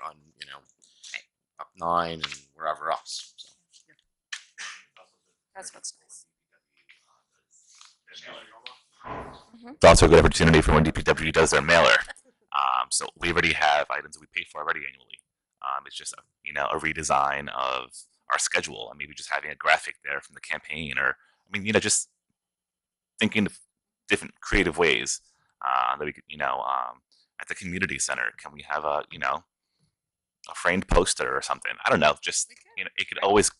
What I'm saying is that I think it's great that it could always keep expanding internally. Right, and keep in mind, like we said, some of those stakeholders, the schools. I mean, if there's collateral in the schools or programs that we develop, like I said, they can carry year over year. The Earth Day, there can be posters or other things that where it's subliminal messaging, but it's there. So that's the whole. Did you have anything more to add? No, look, the campaign is actually designed to have a lot of legs. If you look at the campaign, everything can be multiplied. Social media is easy and nimble, and obviously you're not gonna, if we decide to do boosts or ads beyond the posts, easy thing to do, and you're gonna take the whole village, town probably included. So I mean, it's really nimble. That's the beauty of, I think, what they created is that it can have legs. It can have part 2 and part 3, and so and I think you see how easy that is to make that happen. And so I think that they've done when I say that, I mean the entire committee and the stakeholders that have been involved. And there might be more updates. There might be, right, there might be the school is looking into how do we get the kids involved. I just don't think there's anything to report tonight as a first step because we can't commit anybody to any creative ideas they might add to this party, but I'm hoping that they will. So thank you, guys. Thanks so much. I'm excited. We're excited. Great job. Honest. Honest. Honest.com or is it? What is it? I'll just ask them. I thought it was just honest. Honest, What? honest creative. What is it? Honest creative. Just honestcreative.com? .co. So, so was it honest.co? Honest creative. Oh, okay. Oh, you did? I actually like we talk a lot about communication, but that garbage 101. Mhm. That's what we should Yeah. Are we done with the screen for tonight? Tracy, do you have a Nope. presentation, you guys? Abby, do you have a visual? Okay. Trifolds for code enforcement, but if we could- Right. Yeah. Thank It's gonna be fun. So I need to just hire them. stay, but you don't have to. Although Henry and And what's with the other staff they're doing now? Okay. So what would your office staff be doing? Alrighty. Thank you for your patience. I hope it's been a fascinating meeting for you. We're moving on to our next item, which I'm delighted to welcome Henry Welt and Abigail Lewis from E4All, or Entrepreneurship for All. We talk an awful lot about economic development. It's going to be a big focus for this coming year. So I know this is something you've been working on very diligently for a while. And Debbie, I know that you have you've participated in some of the activities here and gone on a field trip. So I look forward to hearing from all of you. Thank you very much, Mayor and Debbie and everyone on the board. We really appreciate the opportunity to come tell you about what we're doing. I want to make one quick correction, which is Henry and I actually are Ossining Innovates. Okay.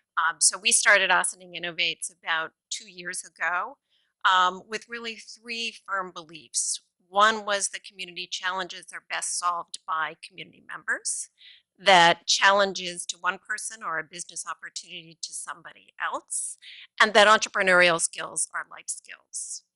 In addition to that, we kind of recognize that there's a stereotype that incubators and accelerators are for privileged people. They tend to serve people who have ideas around technology. They're often located in the city or more affluent areas. Whether that's fully accurate or a stereotype, I'm sure can be debated, but that's certainly the perception. And so with Ossining Innovates, our goal was really to create inclusive entrepreneurship in our community to stimulate economic development. So I'm sure it was fully planned to have us with whatever else you have this evening, but I think it fits in really nicely with frankly, both of the prior discussions and with much of what you've talked about over the last number of months, which is at the end of the day, in order to help our community at large, we really need to stimulate the economy and help people create jobs. So along the way, and I'll also say Henry and I have been running these programs once a month for the last 2 years. A number of you have actually participated in those, and Debbie actually joined me as well as Matt for a visit to E4All in Massachusetts. So along the way, Henry and I discovered Entrepreneurship for All, or E4All, which is an organization in Massachusetts. Started in Lowell, Mass. They are incredibly successful. They're now in, I think it's 7 cities in Massachusetts. And I'm going to hand it off to Henry in one moment here to talk a little bit more about for E4All. But the reason we're so excited is E4All has created in their history through their efforts, right? Not E4All jobs, but they've created 431 jobs through new businesses that they've helped to get off the ground, and 10 million in revenue have been generated. They have an 83% success rate for people who run through their incubator program, which, if you're familiar at all with success rates for incubators and accelerators, is truly phenomenal.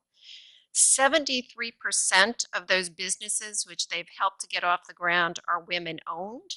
59% are owned by people who are previously unemployed. 57% are minority owned, and 52% are immigrant owned. So if you think about that and you think about our own community and the kind of community that really everyone in this room is working to create, there's a really natural fit with this organization that's already seen really fantastic results in other communities. So with that, I'll turn it over to Henry. Thanks, Abby. Welcome. Hi, everybody. So why are we telling you a story about E4All if we're Ossining Innovates?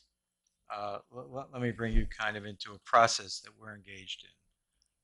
When we started Ossining Innovates, as Abby explained, we thought that we were on the road to eventually building an incubator here in Ossining with all the goals that Abby described before. And then fortuitously, we found out about this organization that operated exclusively in the state of Massachusetts called E4All. They seemed to be doing the same thing we wanted to do. They have been doing it longer. They've been doing it with considerably more money. They probably have in excess of $15, $17 million of their money over the years plowed into the 7 incubators that they've now set up already. So they're a large-scale, very, very successful operation with the results that Abby had mentioned just a moment ago. About a year ago, they contacted us. We've been in some regular contact with them, and they offered us the opportunity to become E4All. And we said that sounded great. We didn't really care about the naming of it, and we wanted to see what that opportunity was about, to explore it. In simple terms, what they told us is that they are in the process, through a grant from the Kaufman Foundation that they've received not too long ago, but through other funding sources as well, they're in the process of embarking on a program which would take the E4All model, which has been developed in Massachusetts, and turn it national. So they have a goal to have an E4All incubator in every state, 50 states, I think over the next 7 years, 7 to 10 years, something like that. It's a very ambitious goal. They're going to do it one state at a time. If E4All becomes E4All Ossining, then Ossining will have the only E4All incubator in all of New York State. And it'll be the beginning point, the pilot project for these kinds of incubators for smaller communities throughout the state and throughout the country. So what do these represent for us as a community? Let me go through some of the way these things are set up. The projected annual budget for a professionally run incubator, this is based on the E4All experience over the 7 incubators that they've been running for a good many years, is at a cost around $250,000 plus or minus to operate an incubator. Those costs break down. All of you have some materials we have given out.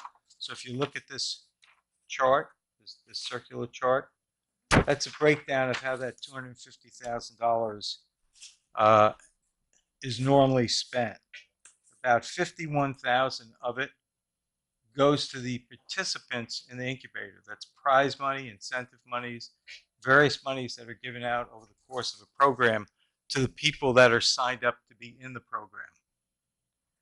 About another $150,000 in round numbers goes to staff and goes to compensation. So who are the people that the incubator employs?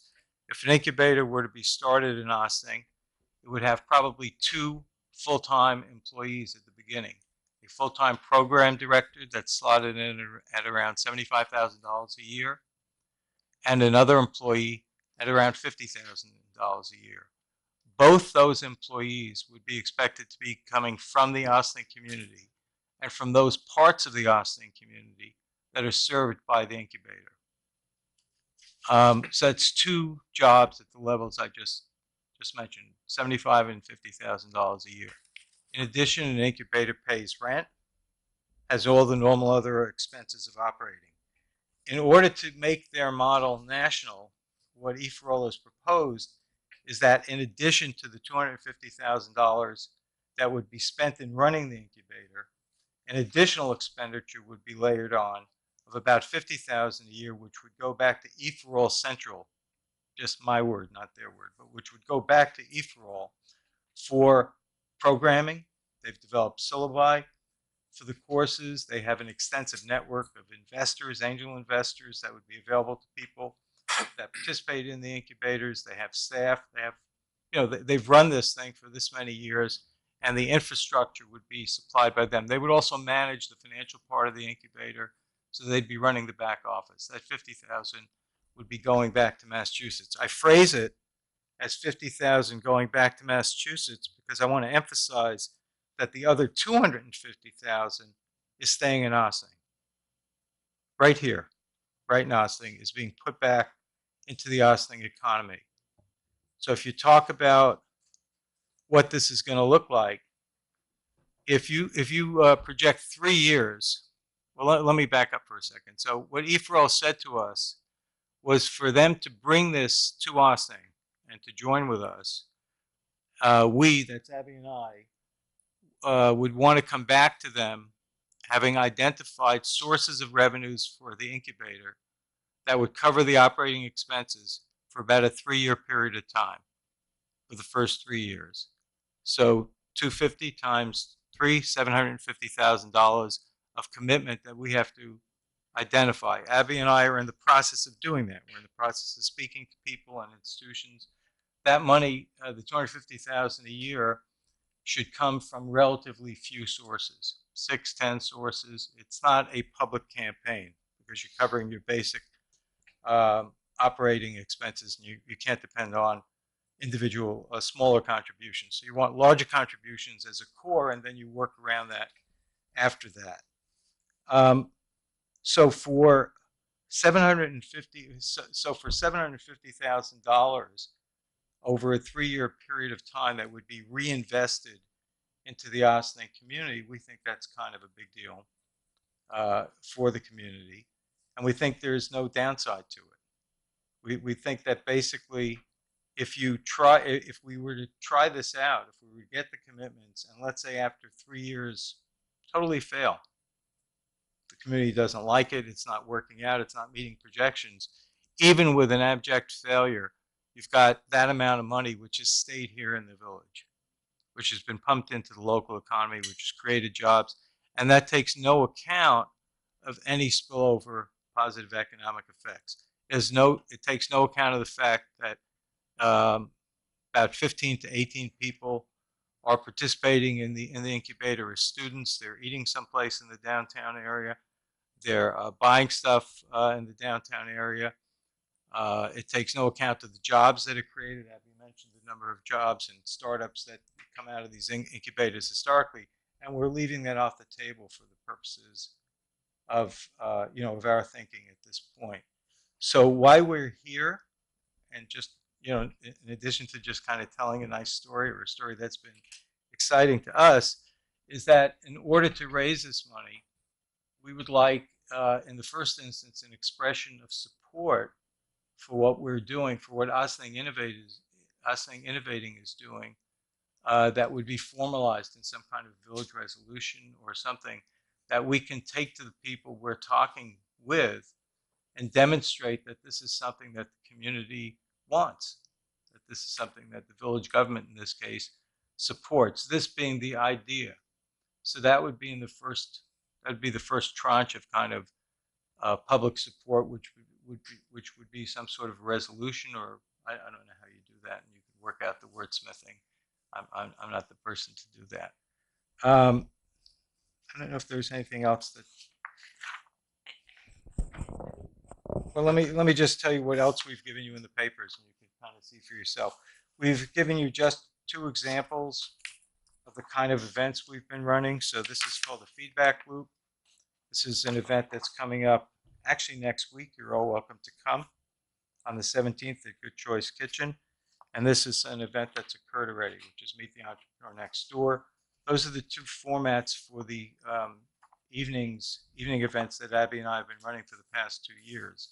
Generally, what we do is we get 1 or 2 entrepreneurs from the community. They come to speak. The events are usually 7 to 9 at night. We've chosen local establishments in the community in which to have the events, so we've intentionally kind of been migrants. We've been at Good Choice Kitchen. We've been up at the OAC Steamer Firehouse. We've been up in John Zeltzman's office with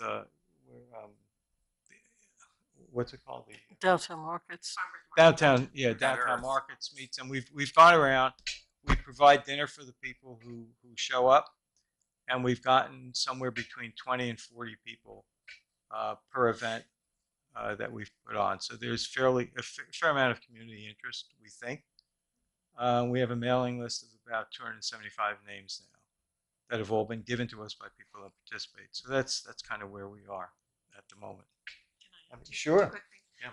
One thing which I think also is really relevant to us is E4All actually created the first Spanish language, fully Spanish language accelerator in the country. And now what they've done is they've taken that to their other cities in Massachusetts as well, where they will do a session in English in the fall, and then in the spring they'll do a session in Spanish. And that's, I think, critical for us and a real differentiator. And I think really important to do a full session in one language or the other, because just raw translation really doesn't work very well when you're talking about skills that are kind of this deep to what somebody does. The other thing is, I guess maybe I'll be a little more bold in saying that the second part of our ask would in fact be, I understand, and I hope that this understanding is correct, is that there are some monies that are going to be placed towards economic development.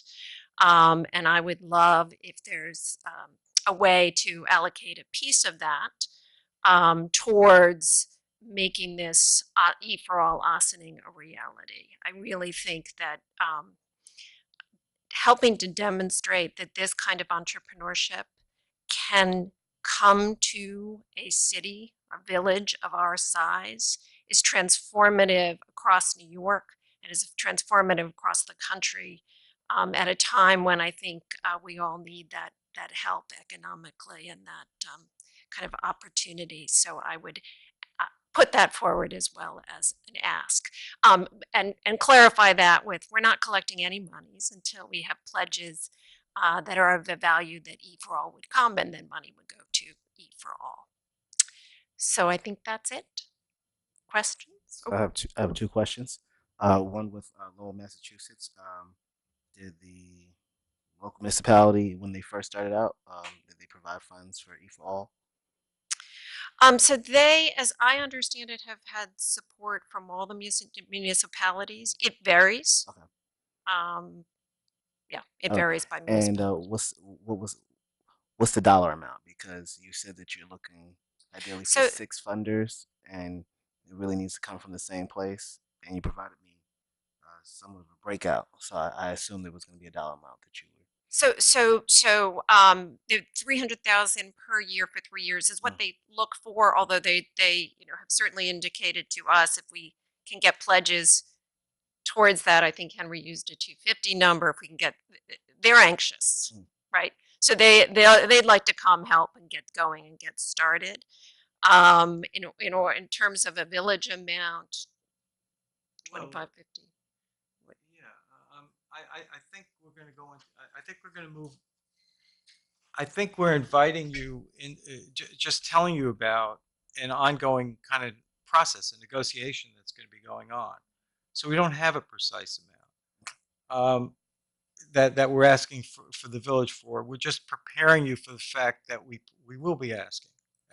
I mean, that's, I think that's what Abby said when she said the second part of our ask will be for money. So, but let's think about what that question is going to be like. By the time we come back to the board and say, can you allocate 25,000 or X amount of money in the budget for 3 years to support this thing? The proposition that's going to be offered to you is that if you do that allocation, eForall will come and close the deal, and the economics that we've lined out, that we've outlined, will occur, right? There's no uncertainty about it. $750,000 will be put back into the Ossining community if we get this thing off the ground. That's not a contingent number. That's not if we're successful. That's not if we get 15 people to sign up and not 18. None of those things. It's that, and whatever happens on top of that is more. So in terms of Omar's question with one of the prior speakers is what the ROI is, what the rate of return is, how much are we getting, how much is the village or the community getting back for the investment dollars that it places in something like this? It's phenomenal. You can't find any more certain and less expensive way to invest public money to produce jobs and opportunities and learning than the proposition that's going to be offered to the to the board. Thank you. Further comments and questions for our guests? Sure. I mean, I think this is an important program. I'd like to get a little. I'd like to see. I would like to see how other municipalities have supported these programs. I mean, if that has in fact happened, maybe you could provide some, anecdotal information about, how those municipalities supported the program. On the face of it, it seems pretty straightforward to me. I'm not going to be here to probably vote on something like this, but I can tell you right now, I would support it now, and I would support it as a citizen. So I'm glad you came, and I think I like the fact that they're doing that they're incubating, that they're starting small and helping people grow their own businesses, and that's very empowering. And we all know that there's a lot of entrepreneurs in our community, and I think there are a lot of people who would like the opportunity to be an entrepreneur, the opportunity to make something happen. And I think this is another avenue, another way for them to get there. I know I asked you this. It's not a foundation, it's a 501c according to their website, right? So it would be like any other 501c, whether we give money to 501cs or not out of taxpayer money and all that. It's just another 501c. The successful parts, so a lot of accelerators and all that, certainly in the high tech, end up getting a percentage of successful environments, right? So is 0% payback? It's a The way very they work it. no, it's a very different model. Okay. So part of the reason with the sort of what I said before is the stereotypical. Well, part of the reason is why that works is the types of businesses that they're incubating, even though success rate, the hit rate is really small, the numbers that they ultimately generate, because they are large, scalable businesses, make that business model make sense for them, and they're investable, etc. This is really a model that's grounded into the idea of inclusive entrepreneurship, right? So really making entrepreneurship an economic opportunity available to everybody across the social economic spectrum within a community. And so for that, it means that yes, they have some businesses that are larger, scalable businesses, but they also have lots of businesses that ultimately employ the founder and maybe one or two employees. But you know what? That company is there in existence with those employees still 5 years later. So with that model, I think it's kind of apples and oranges. If that makes sense. These are smaller businesses. I mean, These are generally smaller businesses. The first cohort that Henry and I went up to visit, it was fascinating. I mean, we had a blast.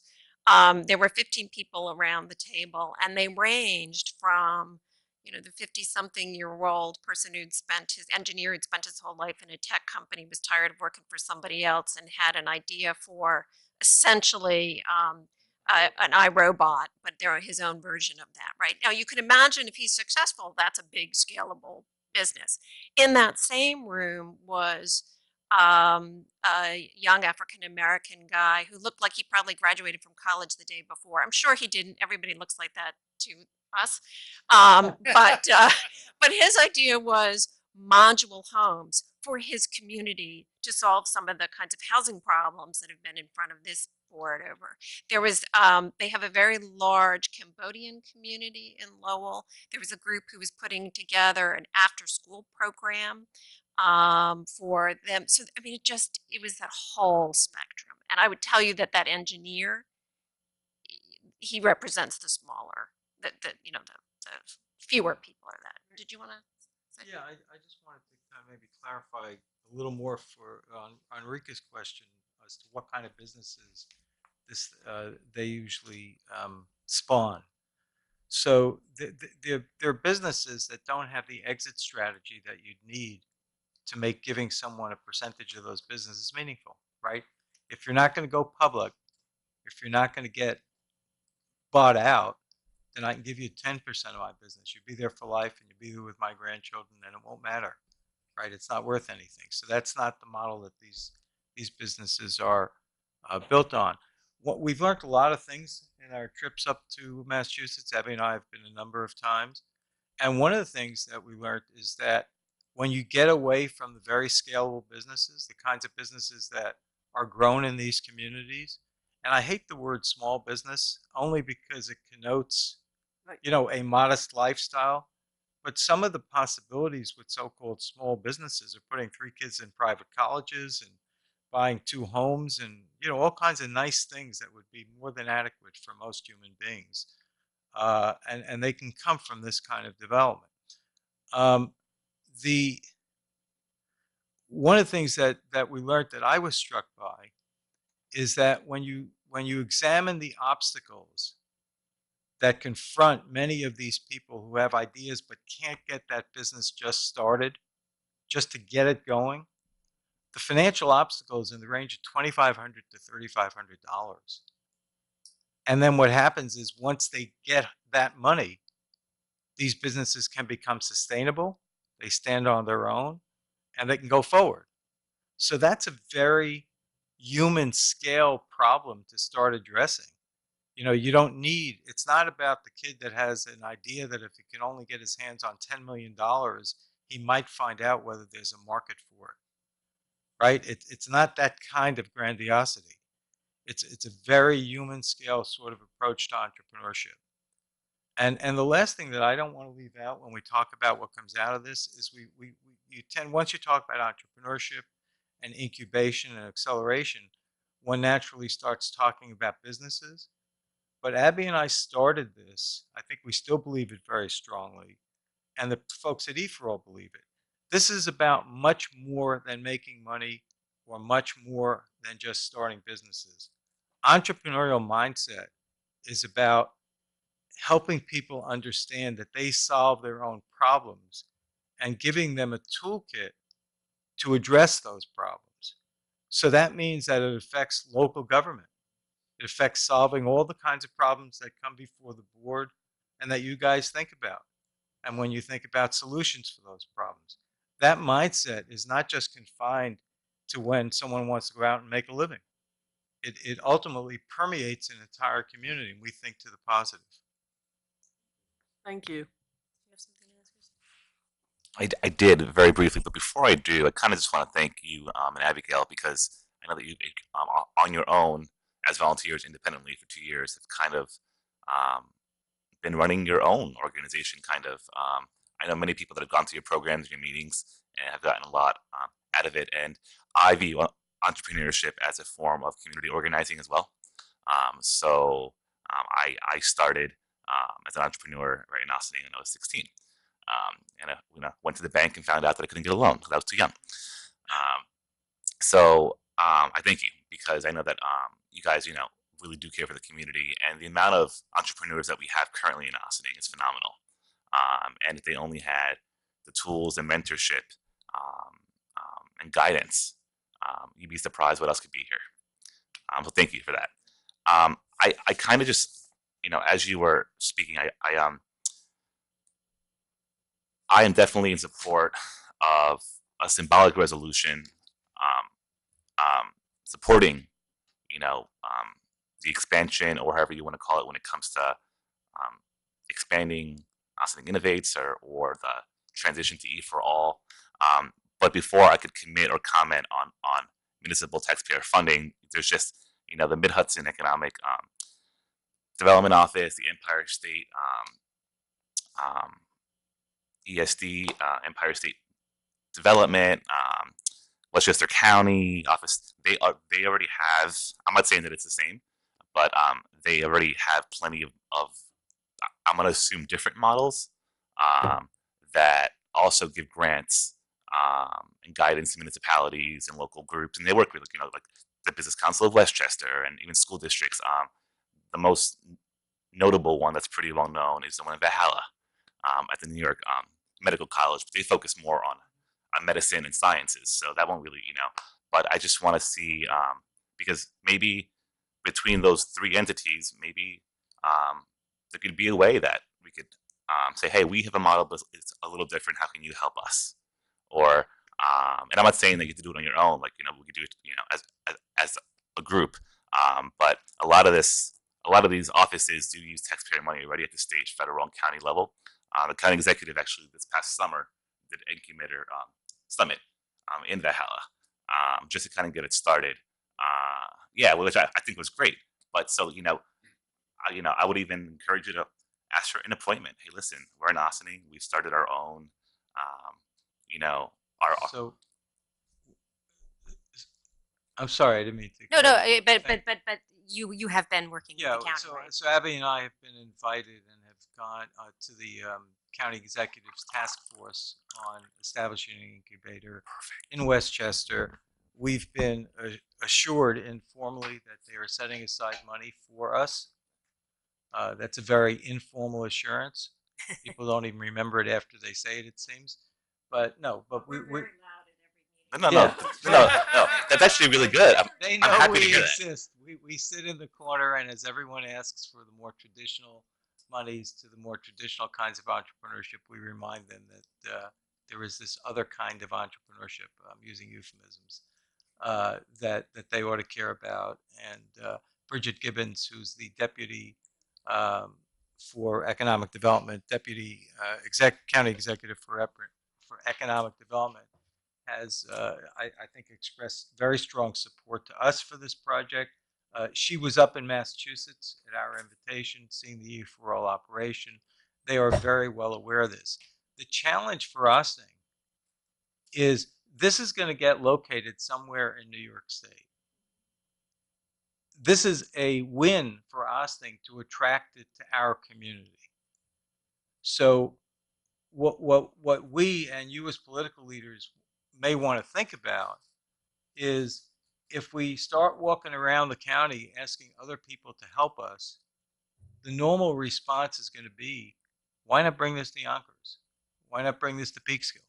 Why not bring this to 100 other places, both in and around the county, that would benefit from it? And we want to be that place in New York State. We think that is going to be a terrific win for this little community on the shores of the Hudson, for this to come here. So that's why we're looking for an expression of support locally here from local government that we can bring to the people we're talking to and say, you see, the community really wants it.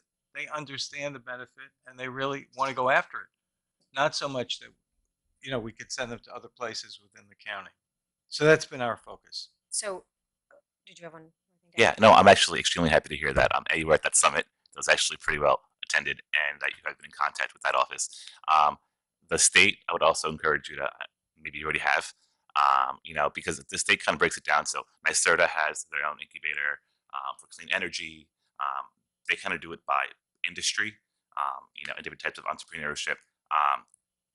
I kind of just, and it's maybe just for myself as a trustee, I definitely support the idea and bringing this to Ossining. I mean, of course, the funding is where, using municipal tax dollars, I think tonight's a good first step to kind of get the conversation started and kind of getting, educated on what it looks like to fund nonprofits using taxpayer money, our role when it comes to that, and the equity amongst other nonprofits that may do similar and may want to also operate and want municipal funding in Ossining as well. Okay, I think unless there's something really different, I just want to say I'm hearing that we can all be supportive of a resolution that says the Yes. principles of this are absolutely aligned with what we think is going to be positive economic development for our community, and that's something we can move forward with right away. As far as exactly how dollars might be allotted going forward, there are so many.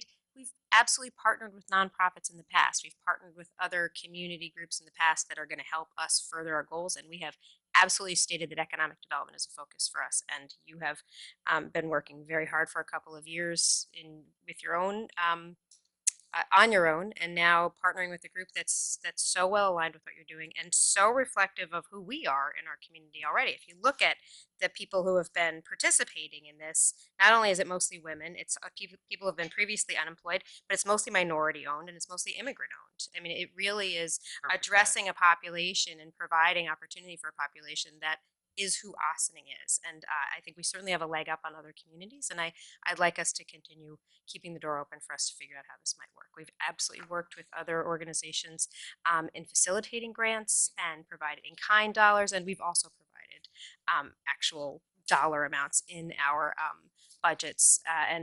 We haven't decided exactly how we're spending the money that's in the budget for economic development, so it's something for us to learn more about.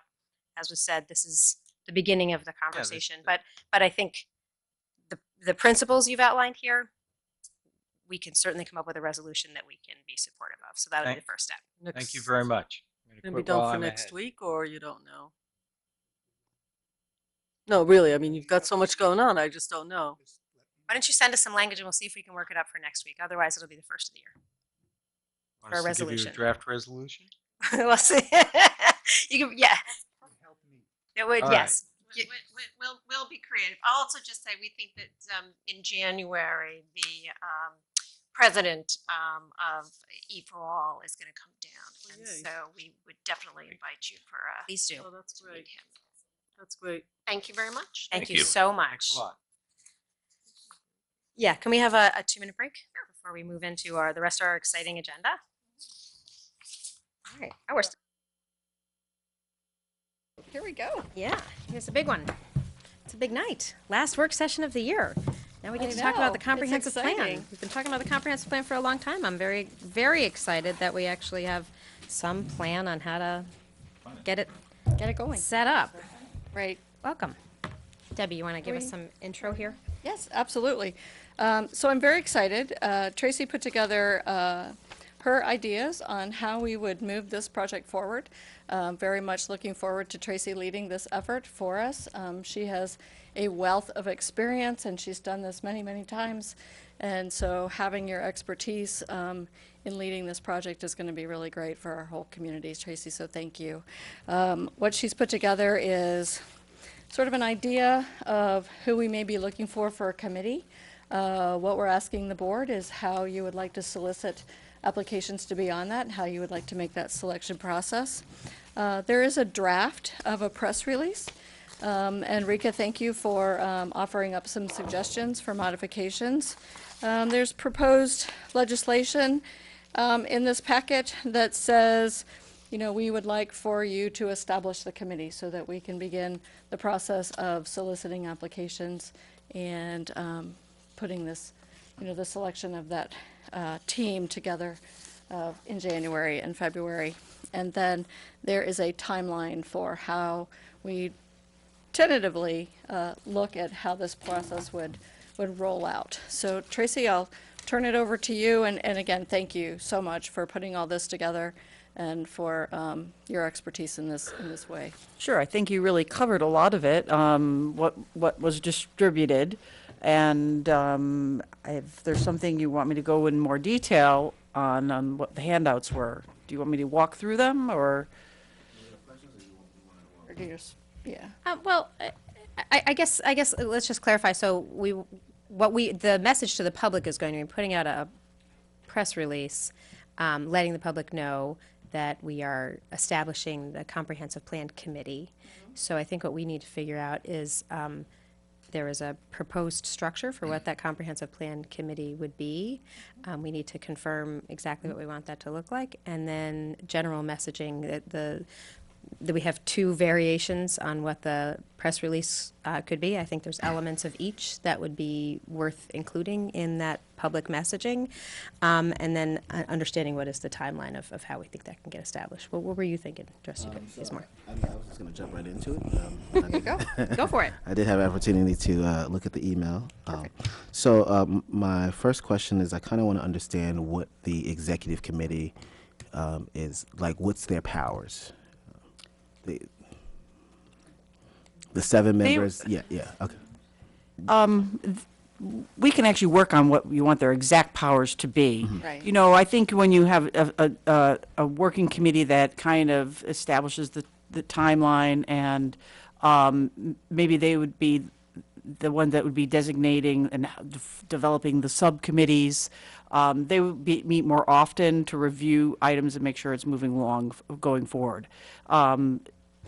It's not that the steering committee, the rest would maybe attend the monthly meetings, but the executive committee would be on more of the fast track, attending and making sure that things are getting done, and might be keeping up more on the processes.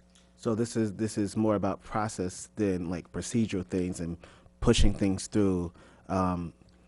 Is that how we're defining the executive committee? I think we can work on what you would like that to be. You know, if sometimes it's more nimble to have a smaller group to make the final decisions, the voting decisions. If you'd like to have the larger committee vote as a whole on, let's say you have a policies and you want to have a policy on recreation. Do you want the whole committee to vote on it, the larger with the steering committee, or just the executive committee? I think we can work on this and exactly what you would like to see, how this would work. So the majority of my questions are going to be with reference to what these committees are doing. So for example, the Comprehensive Plan Committee, we're talking about expertise sought. I actually have a problem with saying that any person that's going to be on the committee has to have participated in one of these things, because the comprehensive plan in itself is really the roadmap of our community.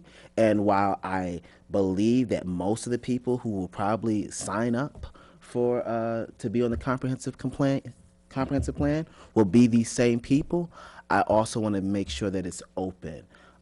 With respects to the timeline, I felt that the timeline was very ambitious, right? Because I know we've been talking about the comprehensive plan, but one of the takeaways that I have from the last comprehensive plan is that we didn't really engage in, you know, there was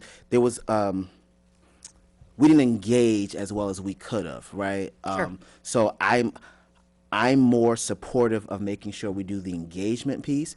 And then you had mentioned APA standards, right, as far as the metrics for building a comprehensive plan, right? Like there's something. It's actually the metrics for planning healthy communities. All right, for planning health. And that's actually the one that worked with Pace University, worked on creating the toolkit and actually finding examples that for the metrics. It was a project that I worked on that was done locally with members of Open Door Family Medical. Dana Levenberg, the town supervisor, was on the committee. John Fry, who was on the planning board, was on the committee as well. So yes, using that metrics for planning a healthy community, it incorporates things like active design and other things are social equity of providing healthy housing for people. So I know the APA has something called Sustaining Place, right? They've done it. They've outlined certain strategies or certain steps. There's a whole portion on equity. Yes. There's a whole portion on environmental. Yes. Me understanding that framework gives me a better understanding of what I think about this, because even, for example, that everyone should live in every part of the village, right? But if we say they should have this experience and that they should live in every area of the village, that means that there's going to be certain people who really wouldn't actively participate on the comprehensive plan. Do you understand what I'm saying? Sure. You know, I think this list of expertise sought, it's what you're seeking, but I think you also want to make sure that we're hitting all areas of the geography. I don't think we can say we want to hit every neighborhood. But looking, you might not hit all of these. This would be like a goal to hit. If you could get this type of experience on your comprehensive plan committee, that would be wonderful. I think it's important to get people, just as important to hit the geography, to make sure that you get people from different areas in different zoning districts, and different types of homes. I think that's important. Could it be just as simple to, because I hear what you're saying, like the way that it's phrased right now is it says the members of the CPC should have experience in or as one or more of the following. Couldn't it just say we'd be seeking applicants with a range of experiences, including? Absolutely. Sure. And then it's broad enough that. Well, not with it too. Right, yeah, because we're talking about 21 people, and we just want to make sure that when we look at the mix of 21 people, that we've got a lot of different skill sets and life experience represented. Right, and some of these are pretty broad, just having, being in a community institution or a religious institution, some of them are really broad and some of them are much more specific. Right. Like a village history. So there are definitely some that are more focused and some are meant to be more broad. Right. Arts and culture, that can be pretty broad. And I think you'll find a lot of people, you're going to get the list, like the 61 people that we got.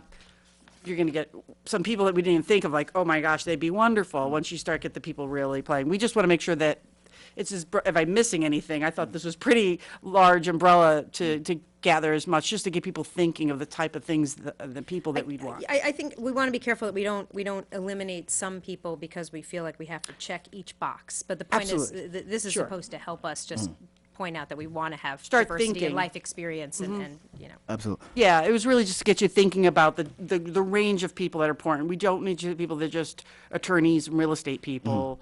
You really would love to have a broad amount of people. Everyone that lives in the community really should be represented. You in the schedule you have 4 public workshops, which is coming back to how are we laying this out, right? Because when you say that you have 4 public workshops, is the subcommittee gonna come? Are we gonna have this subcommittee and then we're gonna have this meeting and then what does it look like? Sure. Yeah. We've laid out this chart, and I do think, until we really get a good look at do our base information, you're really not going to know really what you want to do exactly. I do think you have to go through that step, and that is actually, once we get to that step, it's going to dictate what direction you want to go in. It's going to say, like, you know what?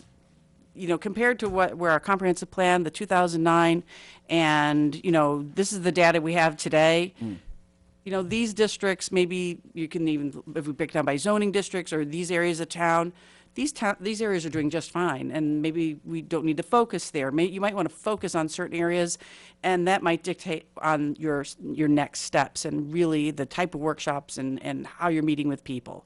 And a lot of this, until you really know your base information, I think that'll really determine how you want to do things. There's been some discussion, you look how New Rochelle did things with the master developer who, looks at where they do the plan and does a really intense plan and really designs, we want to have buildings 20 stories high and certain makeup, and these are the type of things we need. And then they actually made it for an expedited process for those properties.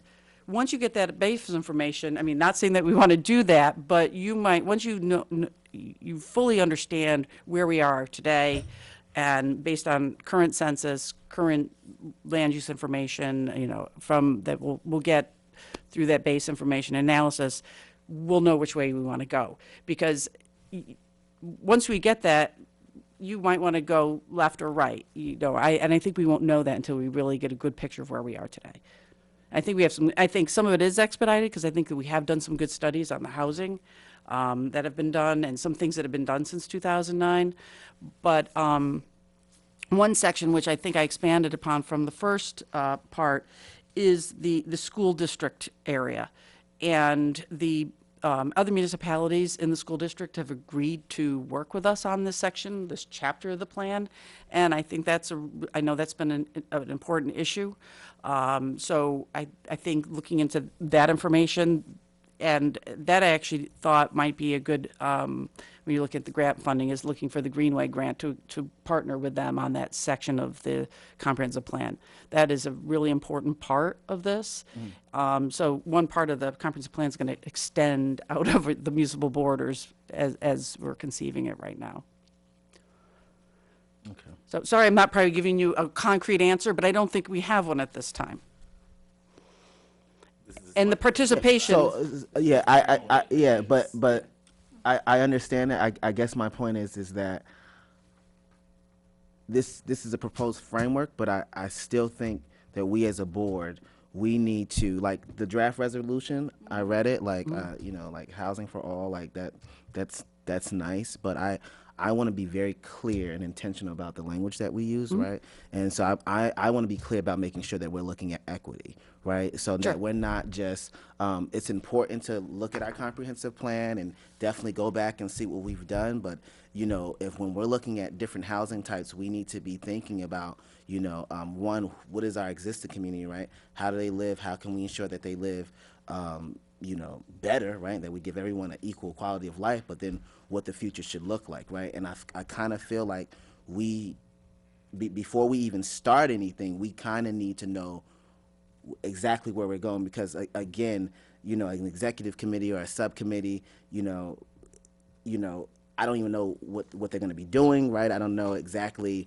you know, what the general process is, because then when we're talking about a business representative or a housing representative, like who's the housing representative? Does that mean that we're talking about a homeowner? Does that mean we're talking about some of our agencies? Like what does that look like? And then if I knew exactly the framework and how we were attacking or trying to grow and plan for our community, then this would be irrelevant about particularly who's in the spot.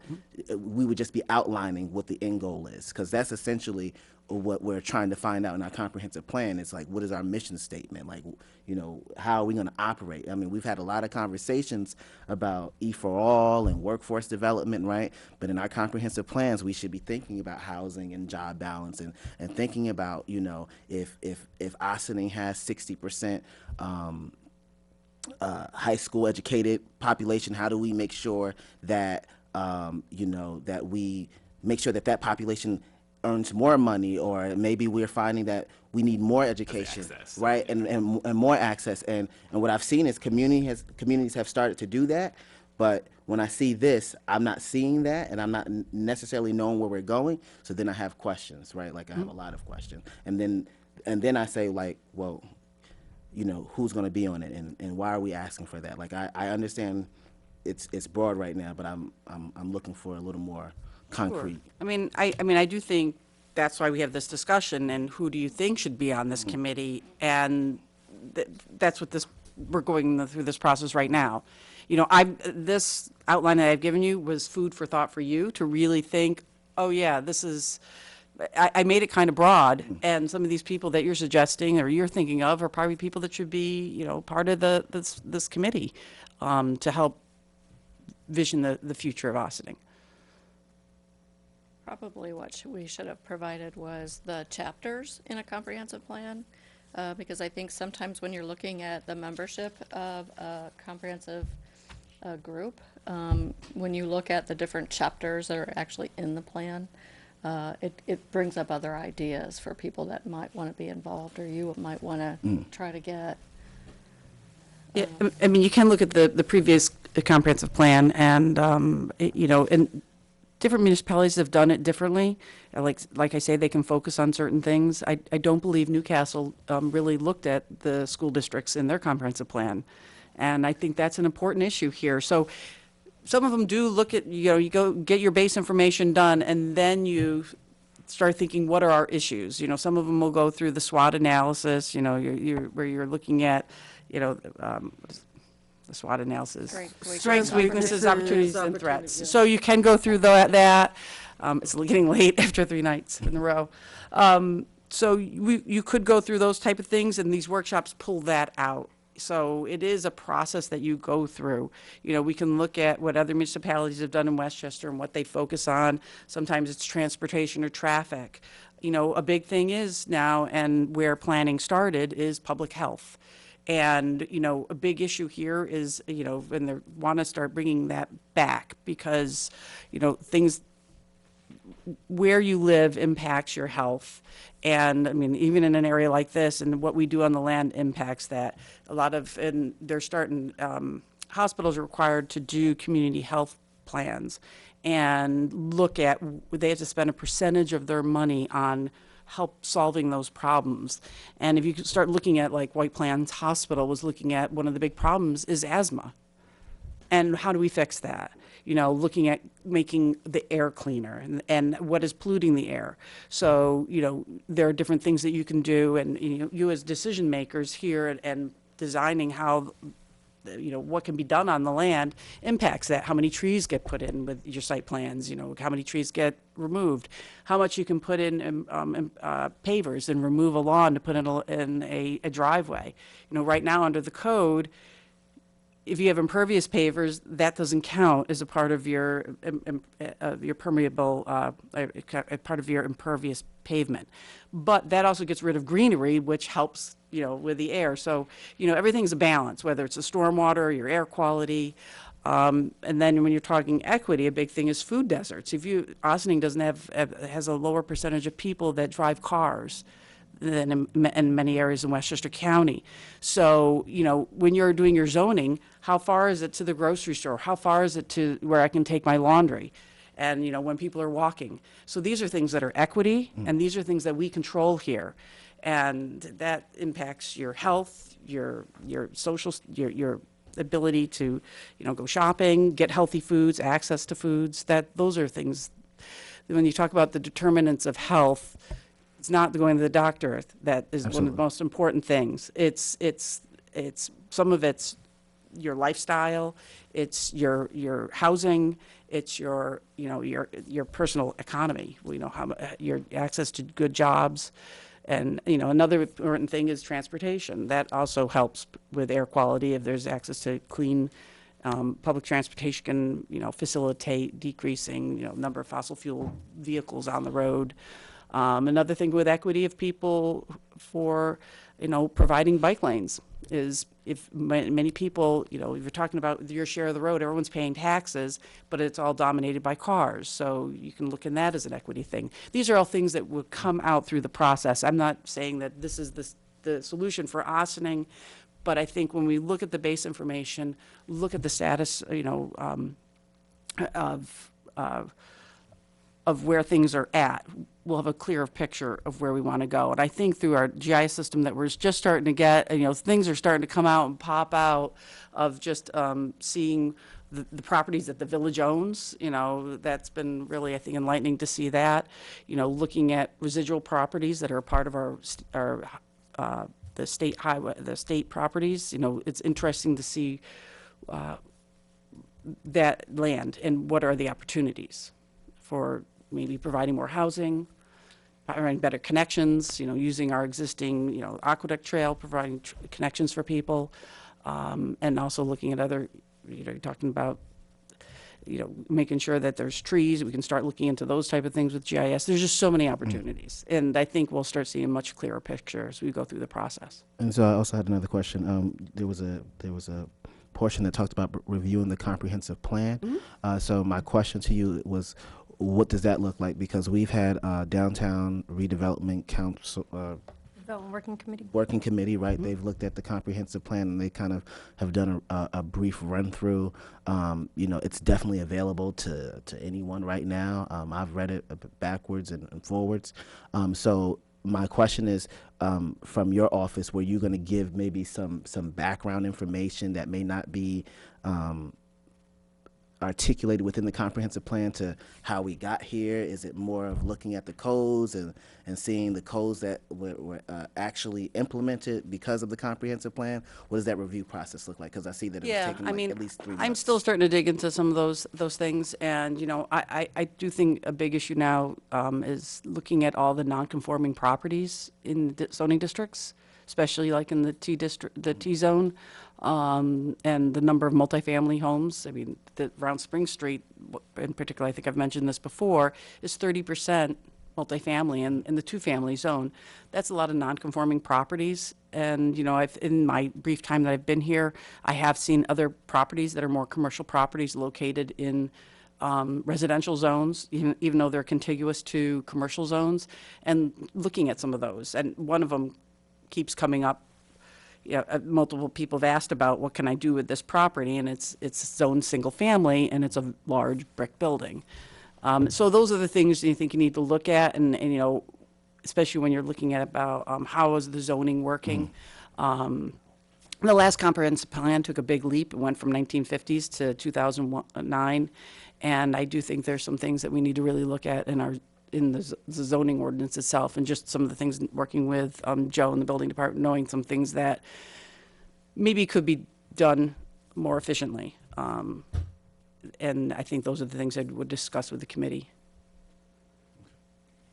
Okay, so this is such a rich topic that we have been itching to talk about for the last year, and if it weren't 10 o'clock at night, I'd want to embark on a much more in-depth conversation than I think we're probably going to be able to accomplish tonight. But I do hope that by the end of tonight, we are able to decide what is our next step. There's a draft resolution, which is primarily just setting forth a statement that we are going to be soliciting applications for people to serve on the committee. I think that's something that I would hope that we could accomplish tonight, or at least have the foundation of, and finish up a draft within the next couple of days so it can be in the agenda for next week, although I know Trustee Levin won't be here. But the only decision we'd be making is putting out the invitation to the public saying we are setting up a committee, and letting folks know so that in January we can hit the ground running with interviewing, or at least starting to look at some of the applications, because we do want to give people a fair amount of time to become aware of it, to apply, so that we can make sure that we have a really rich pool of people, for potentially 21 people that we're going to be appointing.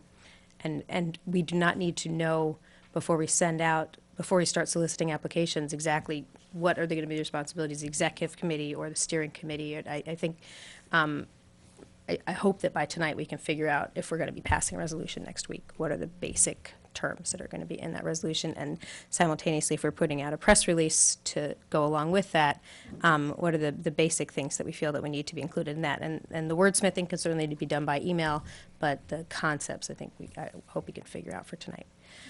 Other comments and questions? Yeah, the only thing for me is that I feel pretty strongly that the citizen committee should be deciding the roadmap along with you, not necessarily us, and there are different ways of doing this. I mean, I'm not interested in interviewing people based on the roadmap. I'm interested in having a cross-section of the community. There are comprehensive plans all over the country. You Google it, you find it, they're all over the place. Not a big fan of how universities, by the way, say, like including PACE, how in the metrics and what they're looking for. I mean, I'm more interested in actual communities, not big cities, or, but communities that have done them in the past decade, and some of the learnings, because you're then able to call them and say, hey, like what worked, what didn't, what would you do differently. It's more human to me. If I were doing this professionally, that's what I would be doing when I do plans. I don't want to drive the people and where they should go, but I do agree that there needs to be a little bit of framework. Trying to solve world hunger takes a long time. Having some sort of parameters and boundaries, even if it's not the exact roadmap with all the details, something between solving world hunger and all that. Mostly what I thought it was for the comprehensive plan is more of a land use type of master plan. And so it's mostly focused on zoning and things like that. Actually, it should it can be on your recreational programs. It's everything that the municipality engages in the community. It actually, you should look at this, because what you do on your housing does impact your schools, right. And you want to talk about transportation, right. And your relationships with other governments. You want to talk about your air and water quality. Basically everything you do on the land does impact that.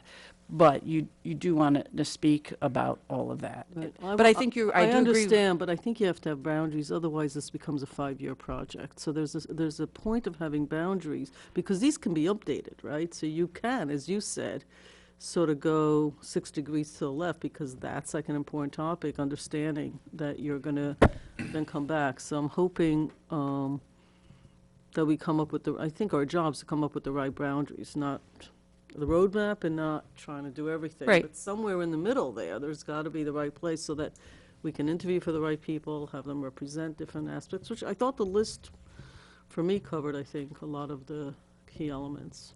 Yeah, I think actually, I have been looking at one, and one that just won a national award was, I think it's Plano, Texas, and theirs is all an online comprehensive plan. And it's really interactive, and it actually serves as a tool for economic development, for people to learn more about it. They did a lot with videos and, doing pop-up things. I do hope with, interns that we'll get, that we could do some of that, like going to some of our actually like paper streets that are kind of acting like walkways. We could throw up a pop-up. What do you want to see here?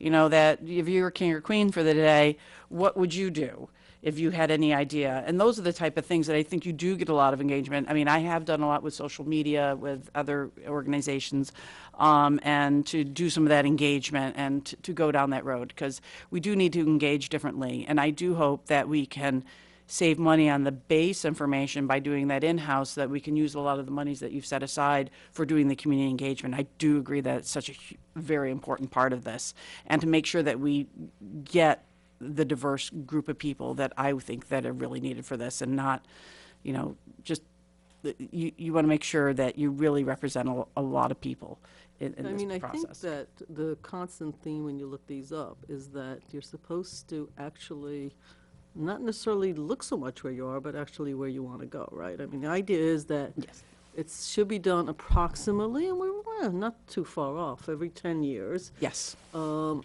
that it should last 20 years, right? So where you are today, it's like looking at your own life. Where I am today is not how I would plan my life. I would plan my life where I think I'm going to be or where I want to be, in the next 10 to 20 years. So it's and you need those kind of people. So I think it's really cool if you can use technology so it gives more access to more people. Because you can do a lot of stuff. I mean, even can go into, are your recreational facilities adequate, and there are service areas for parks, and we can do that type of analysis. Are you really, do we need more open space? Do we need more parks? I mean, I don't know. I haven't gone down that road, but those are the type of things that we can definitely go down. And I do think this is a process that will evolve.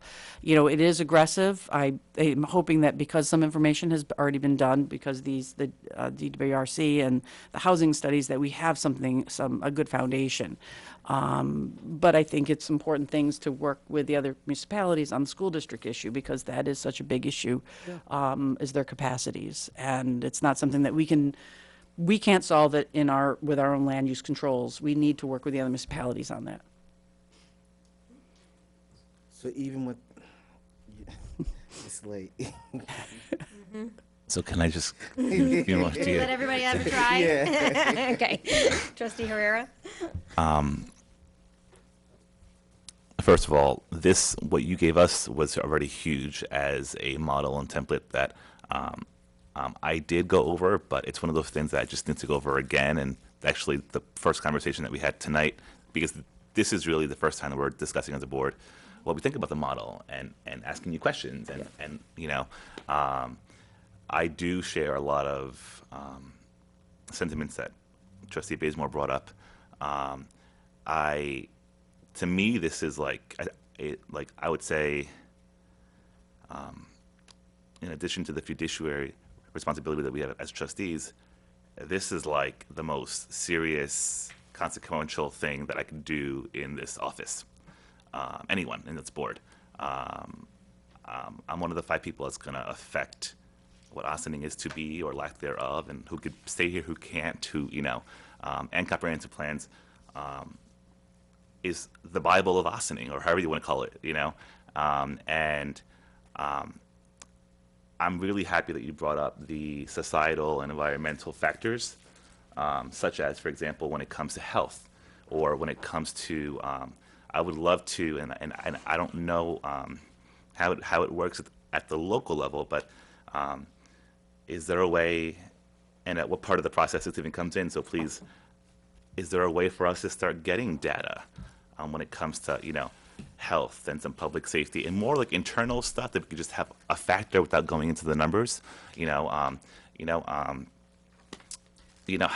when it comes to either food insecurity, poverty. I mean all that already exists, by the way. But even additional factors that normally aren't discussed, but we know are in Ossining. And the equity part is huge. When it comes to the amount of youth, right? So we in Westchester for the past 5-8 years, we want the millennials, we want the Brooklyn young people, we want the young families, we want the young, right? So actually, what is the number of our aging population in Ossining? Do we have a big senior community? Do we have a big community of tweens and teens? Do we have more young professional? And what is their role at the executive level of that committee when it comes to actually having a say? And with that being just a subject expert matter at an advisory point of view. And don't get me wrong, I'm not trying to fill these. You don't want an executive level committee to go on forever. All that base information, like the population and the age groups of the population, that will all be included. And Laura Rossi, who is with The Community Foundation? Yes. They actually have created a mapping program for that looks at public health. And so you can map the public health issues in your community. She actually knows that I do GIS and has actually given me the link, and it's not something that's really out there for everyone to use yet, but she wants maybe, I've had some discussions about using it for our comprehensive plan. So it's something that we can at least look at that information, and also, looking at some of the plans that the hospitals have done, because they actually look at what are the problems in their areas, and they do things by like zip code. A lot of it is asthma, some of it is diabetes and things like that, but they can look at what are the major health problems in your area and look at strategies. Actually, there was the American Public Health Association funded a bike plan in a county in Florida, because by looking things under the thing of public health, there's different opportunities for funding. And actually, New York State has the policies of public health in all policies. That's one of their things. So if you want it, it's just one of those things. If we have that on there, it's just another thing that'll help us out in grants. Yeah, I kind of want to expand, which is why I was kind of like, you don't have to answer it, because I just, I don't even know if we could do this, by the way. So, but is somehow, so for example, the county clerk allows internal data sharing with the clerk's office when it comes to particular items. How many people are on unemployment insurance? How many people this month applied for, DSS services? What are the numbers? That stuff impacts, your population, how you operate, how you plan. I know that we're able to do so, I just don't know how. Yeah, we have household income under census, so there are some census information. I'm not sure if we have the benefits, but we can look into all this stuff. And this is why this is a process. I am the one that's supposed to facilitate your vision. So that's why this is kind of like an outline, but this is where we figure out where we want to go, talking to you. I mean, I'm really the one to help you do what you want to do. And this isn't a process that I am telling you that you have to do. So that's why me coming and speaking with you and the committee, that's where we're going to really decide how you want this plan to go, what do you want to look at. It's not me just coming, this is the plan and this is what we're going to do. Us talking, I've learned more, just in this a half hour that, to get a better idea how we want to proceed. And then lastly, I know that I've been talking about it for a while, and the village alone has made huge strides when it comes to language access, but we know that 50% of our community close to, and it's probably going to go up, speaking a language other than English in Ossining. How is this process going to reflect that from the very beginning, right? So how are we going to, that right there should be like a huge thing right now, who's going to help us actually. And it's not just translating or getting it, with the comprehensive plan is, Um, this is going to be our test to reach more than half the population that normally isn't reached the way we normally operate. So how are we going to do that differently? Who are we going to? We're going to need help. We're going to have to, there's going to have to be some, right? And we have funding that's already been set aside, and I think those are really good questions. Yeah. I don't know that we're going to solve those tonight. no, I don't but agreed. I'm I just think that what we're looking for really is we want to establish the committee. We want to start getting people interested in being a part of this. And then those are really great details to work out prior to launching. I took off the agenda iCompass, but that, because it's a much longer discussion and I knew this was going to be long, so I said, well, let's just wait till January. But that is going to be a format where we manage this board through iCompass. So documents will be downloaded to that, participation. But if we videotape our sessions where we're talking about things, the videotapes also can be will be translated into whatever language that you want. So if somebody can't come to a meeting, then they can watch the video, and if they don't speak very good English, then they can look for their language and translate the, what's happening. So I think there are going to be ways that we can document the process and put it online for people to watch and be a part of, even if they can't attend a meeting. And if let's say there's a neighborhood meeting coming up that we're going to facilitate in a discussion, then people can participate, and we'll figure out how to do the language barriers. But definitely we want to make sure that we're engaging all sectors of our population in this. I think I want to hear from John, but something was said by the visitors from Austining Innovates that it's really different just going into a meeting and having a translator versus having a meeting that is a Spanish language meeting. Mhm. And I'm glad you brought it up, and I think it's Yeah. something to understand from the beginning. It's not just people can watch something after the fact or they can have a translator in their head. That's important and that's valuable when that is the forum where things are happening. But I think in addition to that, having the 4 public meetings, I don't know exactly what that looks like, and I think it'll probably evolve as we Mhm. figure out what we're doing. But I think we have to be cognizant of if we're trying to get information from the community and we're trying to share information with the community, it needs to be done in 2 languages, and that includes having public meetings that are entirely in Spanish. Yeah, I would like, And facilitated by native speakers. right, and the other employee in the planning department, it is a priority to have them be proficient in Spanish if possible. And I actually might be speaking to another one, a younger gentleman who just graduated who is proficient in Spanish. Great. So that would be a priority. Trustee Codman, did you have questions and comments on this? Yeah, mostly just comments. It's pretty clear that this comprehensive plan exercise is going to be more than just a kind of a zoning exploration or a zoning exercise. I think the fact that nothing had been done since 1950, the result of a lot of the comprehensive plan was zoning code updates and changes and just getting things compliant. I think this plan needs to be a lot broader.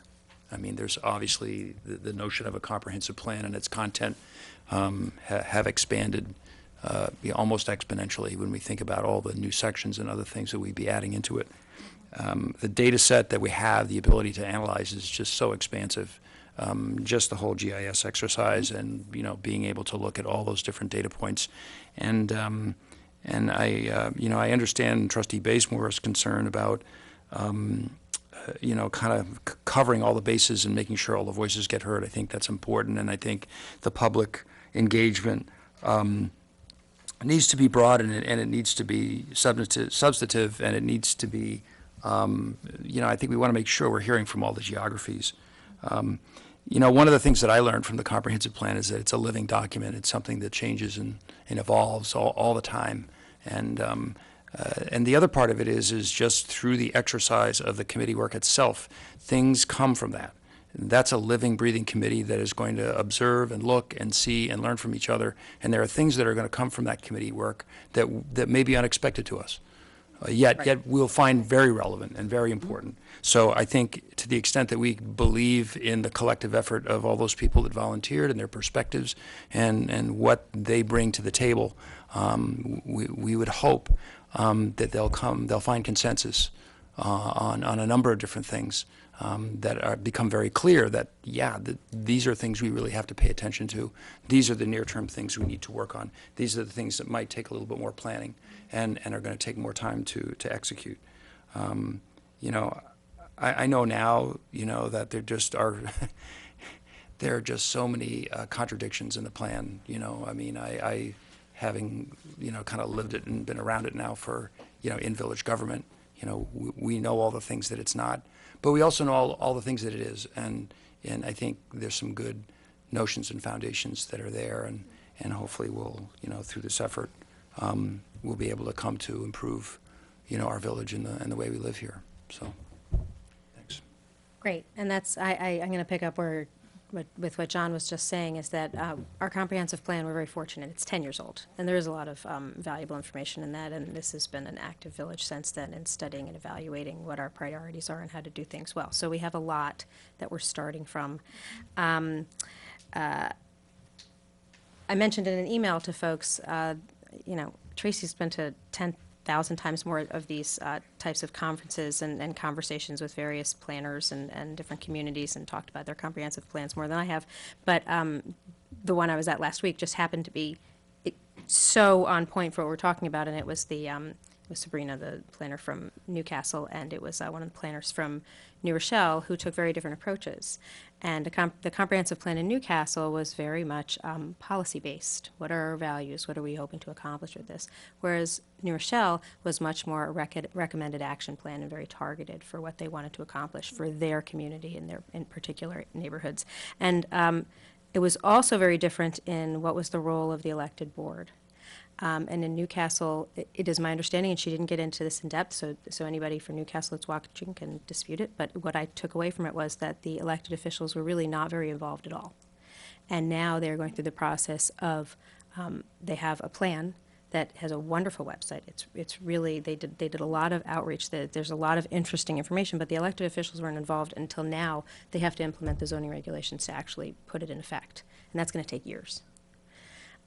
Whereas New Rochelle was very involved up front, and now that they have this recommended action plan, developers just come in and they go right to the Economic Development Office, they go right to the Planning Board, and the City Council and the Mayor are not part of that part of the process, but still the implementation of it, they were very much a part of putting it into place. So the people who were in office at the time that went through that, they were very much a part of designing the structure for it. And well, both of them are still relatively new, so it's interesting to learn from our neighbors.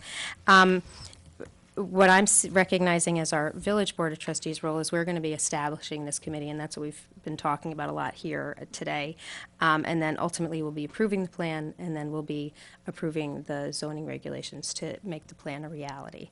And in the meantime, I think if we've learned nothing else tonight, I think we've recognized that it would be really valuable to have more of these conversations regularly. While the outline that's set up here identifies the mayor and a trustee to be ex officios in the meetings, that's a different environment for conversations than coming back here and having a conversation with the full board. So I think it'll be important. The Village of Ossining has always been, no matter who is in these seats, an active group of elected officials, and I know that all of my colleagues sitting at this table care very deeply about what is in our comprehensive plan. And we've talked a lot about equity. You hear a lot about the triple bottom line, and if you use the letter E, it's equity, economics, and environment. If you use the letter P, it's the planet, people, and profits. Whatever. But those are the foundations of what I mean. The fact you've talked about equity like 10 times, so I think that's probably your number one of those three, but finding the right balance and how we implement those in our community is really going to be the foundation of the comprehensive plan. And I'm very excited to be able to get to the next step on that.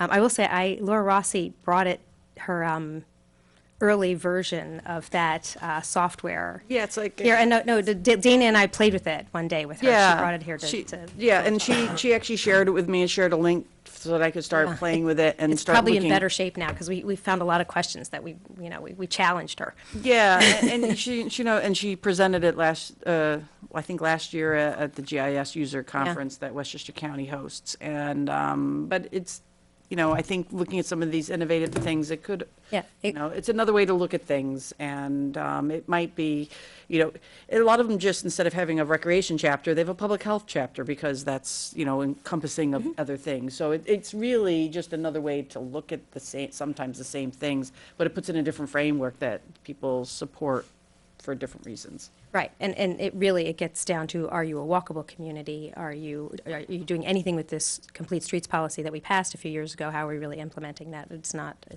where can I get my prescription filled? It's really how am I able to get from my neighborhood to my church, to my school, to my where can I get my store? food?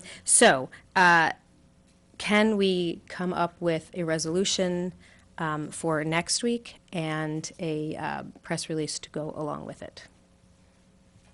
Otherwise, it'll be January. And what we're talking about right now is putting out a call for applicants. So would we be ready? If we put out a resolution next week saying We have a we're setting up a draft. committee. Yes, we all got the draft, but Yeah. if we put that out next week, And we can wordsmith the press release and get that around to everybody and. would we be ready for people to start applying, Wednesday night at Oh, 9 yeah, o'clock? absolutely. Yeah. So what does that look like on the website? Like, how are you? So we'll put a blast out like we did for the other boards and committees, and this is going to be for. So like, But- we're not but going how to are you- specify. but how are you- No, no. So she's saying general interest can just sign request. up, but they're not going Absolutely. to sign up based Right. off of interest or executive committee or sub or Right. expertise or Right. any of that. So I understand that, but are you like when it's up there? Is there going to be a section to really explain like what it is, what the comprehensive plan is? Like, Yeah. Before you apply, before you hit apply, there'll be a page that explains all of this. And So- their commitment, because they're looking for probably a 2-year commitment to be Are on you the board. asking like why they would even go on the website to apply in the first place? like I want. So my desire is that when you go on the website, right, like that you understand. Like we've talked a lot about what the comprehensive plan is. Like it's this roadmap for your community. I may call it the mission of the community. Like this is the point where we're planning, what Ossining will be, like where we are and where we're going. So I want that message to be very clear. Like, Gotcha. too bad we couldn't have hired Honest Creative to really, Yeah. work, work, or maybe we can, that's- right? yeah. Like this real, right? This visual, because this is important stuff, right? So Absolutely. You're not telling the vision, you're saying like, this is the. yeah, I'm not This saying is the where we're going. purpose, Yeah, but I do think the time element, we've learned that is a huge barrier for people about any of our boards or committees. It's 2 years. Is it like they have to be available once a month? I mean, is it evenings? I mean, just because oftentimes that just very practical piece, the best of persons, look, can't do it.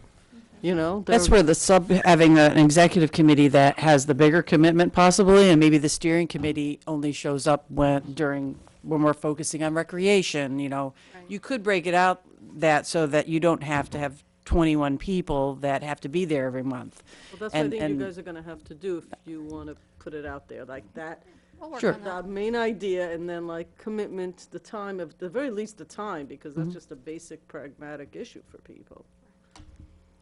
But we also have a lot of people that applied to be on lots of boards Mhm. and committees that may not get selected during this current process, and that may, also be interested in serving on this. So we also have a database of people that we can reach out to. Yeah, I'm a little torn on being super eager to get this going and thinking that putting out a call for applicants and a press release the week before Christmas, we're going to have to redo it in January anyway. And I wonder if we can sort of mentally prepare to have everything ready to go before Christmas, but then when we start in January, really pushing it out so when people go to the website, all the information is there, and we've figured it out a little more, and it's more substantive for the people that are considering it. Did I hear huffing over here? What did you? No, I think you might have to do twice anyway. I think you might have to do a press release. I like the idea of like kicking something off. I think you use social media and stuff to then tell more of a story, and you put it more in a web blast, like you follow it up every week. It's not a one time and you're done. It's like the official date, there's like a picture somewhere, and then you follow it up for a couple of weeks, because people don't see that one web blast. It's going to have to be on twice. It's going to have to be on, we don't use our village Facebook very much, but we should, especially something like this that might actually become a great place to actually focus on the comprehensive plan as a form of information. Like, that would be a place, because people could share that easily. And Facebook is used even by older people, unlike some of the other social media pieces, venues. So I think that would play well to update people, but you can't just do it once. I mean, it's got to be more of a continuum. So I don't see it any longer. I'd like to get started if possible, but it doesn't really matter to me if it's the first week of January or the last week in December. It's not I just don't like to delay, because I want us to get going on it. So I want to be ready, like you said, not say, I have till January, I'll do it after the holiday. I'd like to actually get going. I'm very eager to get this going as well, but I feel like tonight there's been so much unanswered questions in general. I mean, we're just talking about like the idea, and we generally support it. And I mean, you actually took the words out of my mouth when it comes to Facebook. Yes, we should use social media, but we don't even understand how our village Facebook page is even used. When it comes to outreach, this is going to require more than a press release, an email, and a Facebook post. Like an actual outreach team, an actual marketing campaign, even just for the outreach of members, to get people that you normally wouldn't get to actually apply or ever go on the village website in the first place. People who have really no reason to go on the site, or people who just are too busy with life and don't get our emails or don't read our emails. I kind of want to have that understanding, and I do feel that all that can happen by the first week of January. I don't think it's rocket science. I think we could, but the initial outreach and how it's going to be done has to be more than how we have been doing. Even though I know that in the past we have gone out of our way to personally invite people and go to events on ourselves and speak at meetings, but for this particular item, I just do really want to have an actual plan. Trustee Levin is, or whoever is going to go to the school board meeting, make an announcement. Whatever, you're going to be the guest speaker at the chamber, and and for 15 minutes explain why it's so important for asking people to apply. A special piece on the patch about why it's the biggest project of the year. I mean, an actual outreach plan to get people. Going to a Spanish church that has 600 people that go to, that's not St. Anne's or Star, or our places that we always go to because that's what we think. That I just don't see tonight.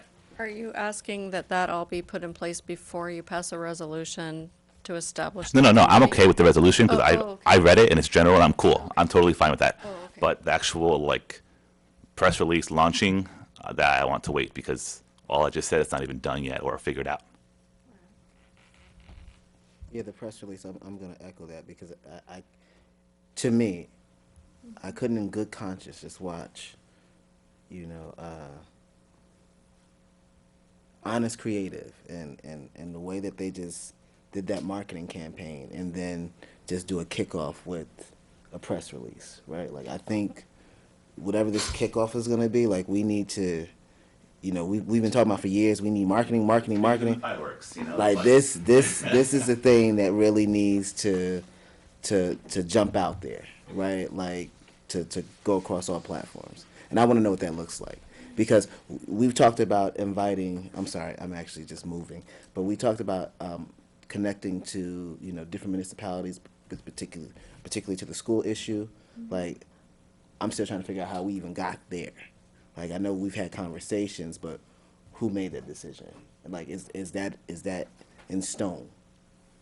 Who made what The decision to reach out to multiple municipalities with respects to the school district. So that was, I mean, the board has talked about the relationship with the schools.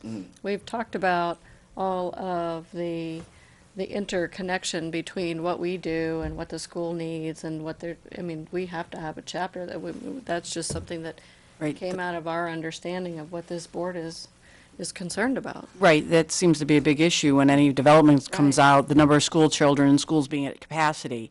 And I did reach out to the schools, the other municipalities said, would you work with us if we did this? And they've just said, we'll help you out on that chapter. It doesn't commit them or us to do what they say. It's just that I can get data from them to understand how many kids are in the school district in Yorktown and Newcastle and in the town of Ossining. You know, look at their land use. How many single-family homes, multifamily homes, and the like, just so that we can know the composition of the school district. And if, you know, the school district, if they're coming to us and saying, we can't have any more school children, you know, from your multifamilies, is that really where they're coming from?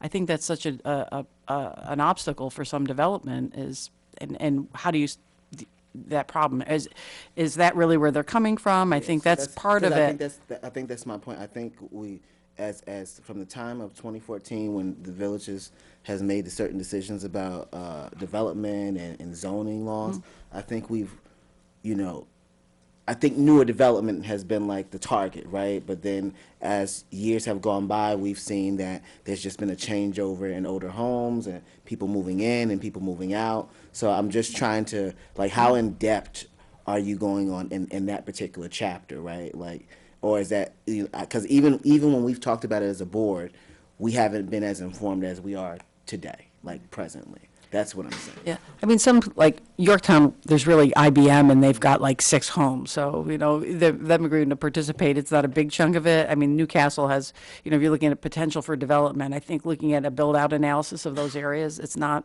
a difficult task if you have the information, once we have the data refined, and can and take a look at that, and to know what, you know, in 20 years, are we going to go? Are we going to age out, and there aren't going to be any kids in the high school? Or is it going to? Are we? What part of the cycle are we in? You know, is it just people moving into neighborhoods that have gentrified, and that could be causing the burst in school population? Trustee Bazemore, I paused when I read that as well, and maybe for some of the same reasons as you, but the conclusion that I came to is, I think it's better for us if the Comprehensive Plan Committee and Tracy is facilitating the communication directly with the other municipalities and their planning, rather than having questions asked and filtered by, let's say, the school district, because they're looking at it through their lens. But for us, when we're communicating with the school district, we want to be able to get the data really accurately from those other communities directly ourselves. So I think this is the time to have that relationship established. So my point is, right, we've been having a conversation, right? And that's on the list. That's a particular lens and framework, right? Before we even moved into a committee, before we even said, hey, we want this participant, that participant. And what I'm saying is that those other conversations, right, or whatever other frameworks that there may be, we actually haven't had. And that's what I'm saying. I got to tell you, I just don't agree with what you're saying. Okay. Okay. Because we're talking about gathering data here. We're talking about gathering information. No conclusions are being made. The only way we can inform ourselves about this comprehensive plan and making policy decisions is getting the data. And that's all that's being talked about here, is getting information from other places. What could possibly go wrong with that if you're just gathering the information? John, I've said what I said. We can Okay, all right. agree to disagree. Well, I think we but are. It is a framework. So what I'm hearing is that there seems to be some general support for us to be able to pass a resolution next week to establish a committee. If we are doing that, we want people to be able to, I guess 9 a.m. the next morning would be soon enough for people to be able to go online and check the box, give us the information, give us their basic reason that they're interested in, the same format that we used for the other committees, but specifically for the Comprehensive Plan Committee. when they go online to do that, we have to be able to provide them with some basic expectations of what it is we're looking for. And that can be very broad, but there should be some acknowledgement of the time commitment. It's going to be, let's say, a 1 to 2 year commitment, and meetings could be once a month. It could be more or less frequently, depending on exactly how the committee ends up being structured. So they should be prepared to express their level of interest and ability to commit, right? Something along those lines. Do we feel that we can do that next week? And then maybe in the new year, then it's a much bigger launch when people are paying attention more and we've prepared. I don't think it's going to be the level of what we just saw now, because I know that was a many-month project to get to that point. Honestly? Yes. Professional people doing this.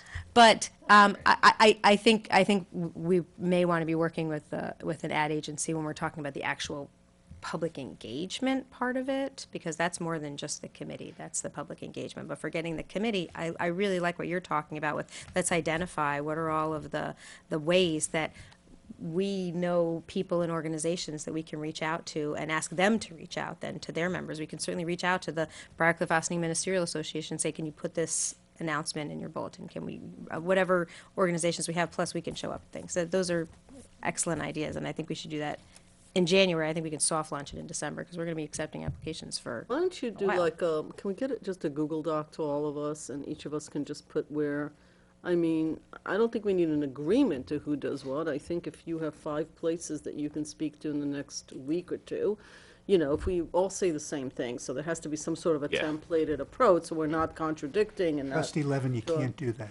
We can't do that. Cannot do that. You can't do that online. You can't, because that's effectively having a meeting through the internet. Wait, You're we not allowed. can't do a. We can create a list of organizations that we might It's visit. not no.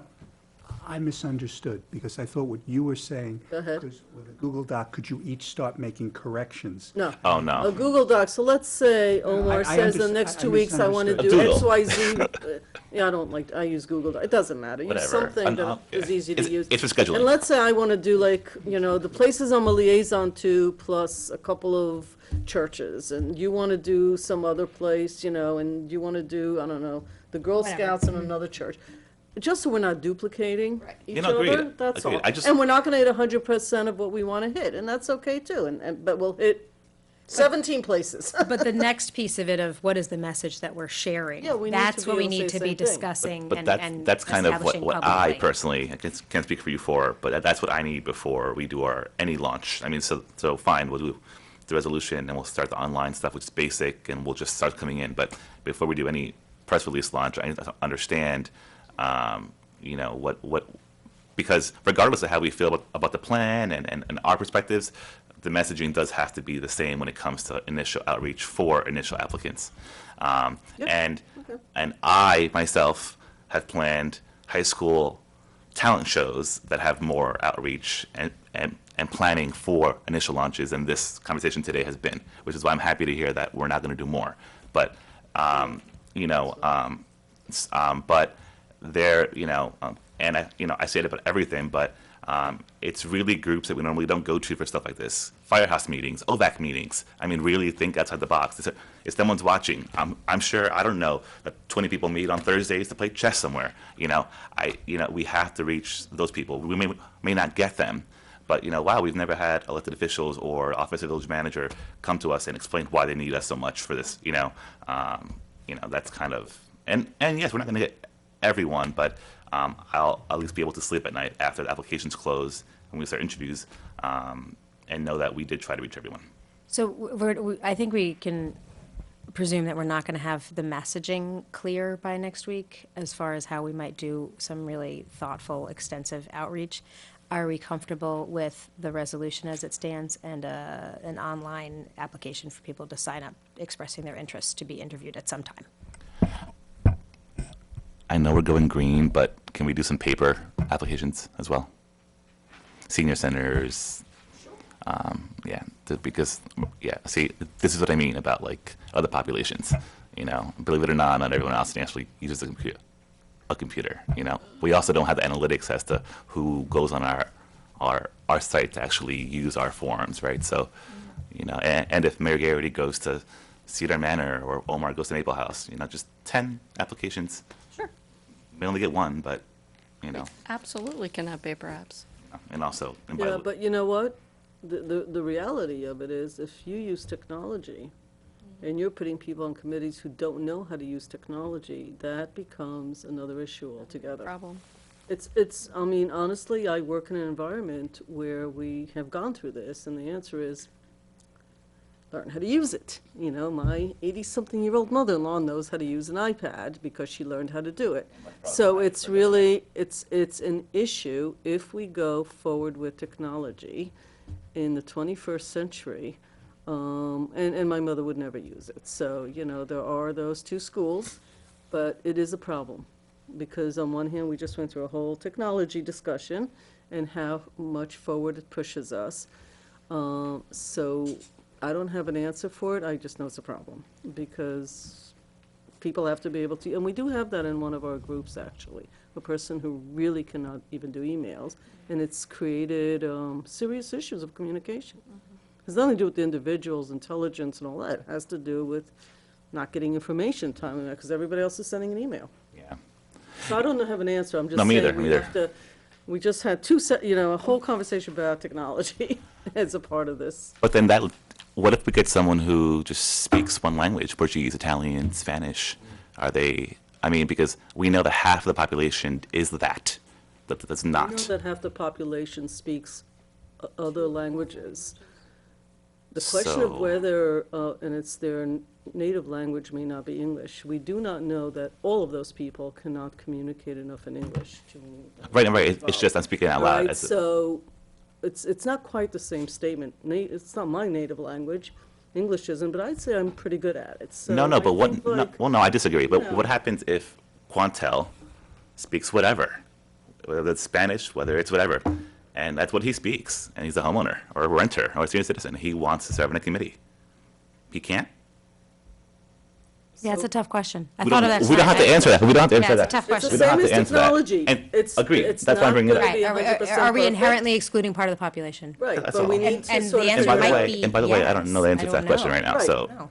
All right. All right. So, but we're not gonna Do be you able have to any answer direction every of what you question. needed to do to go forward, I think is the next obvious. Do we want a resolution on for next week? Announcing the committee and inviting people to apply.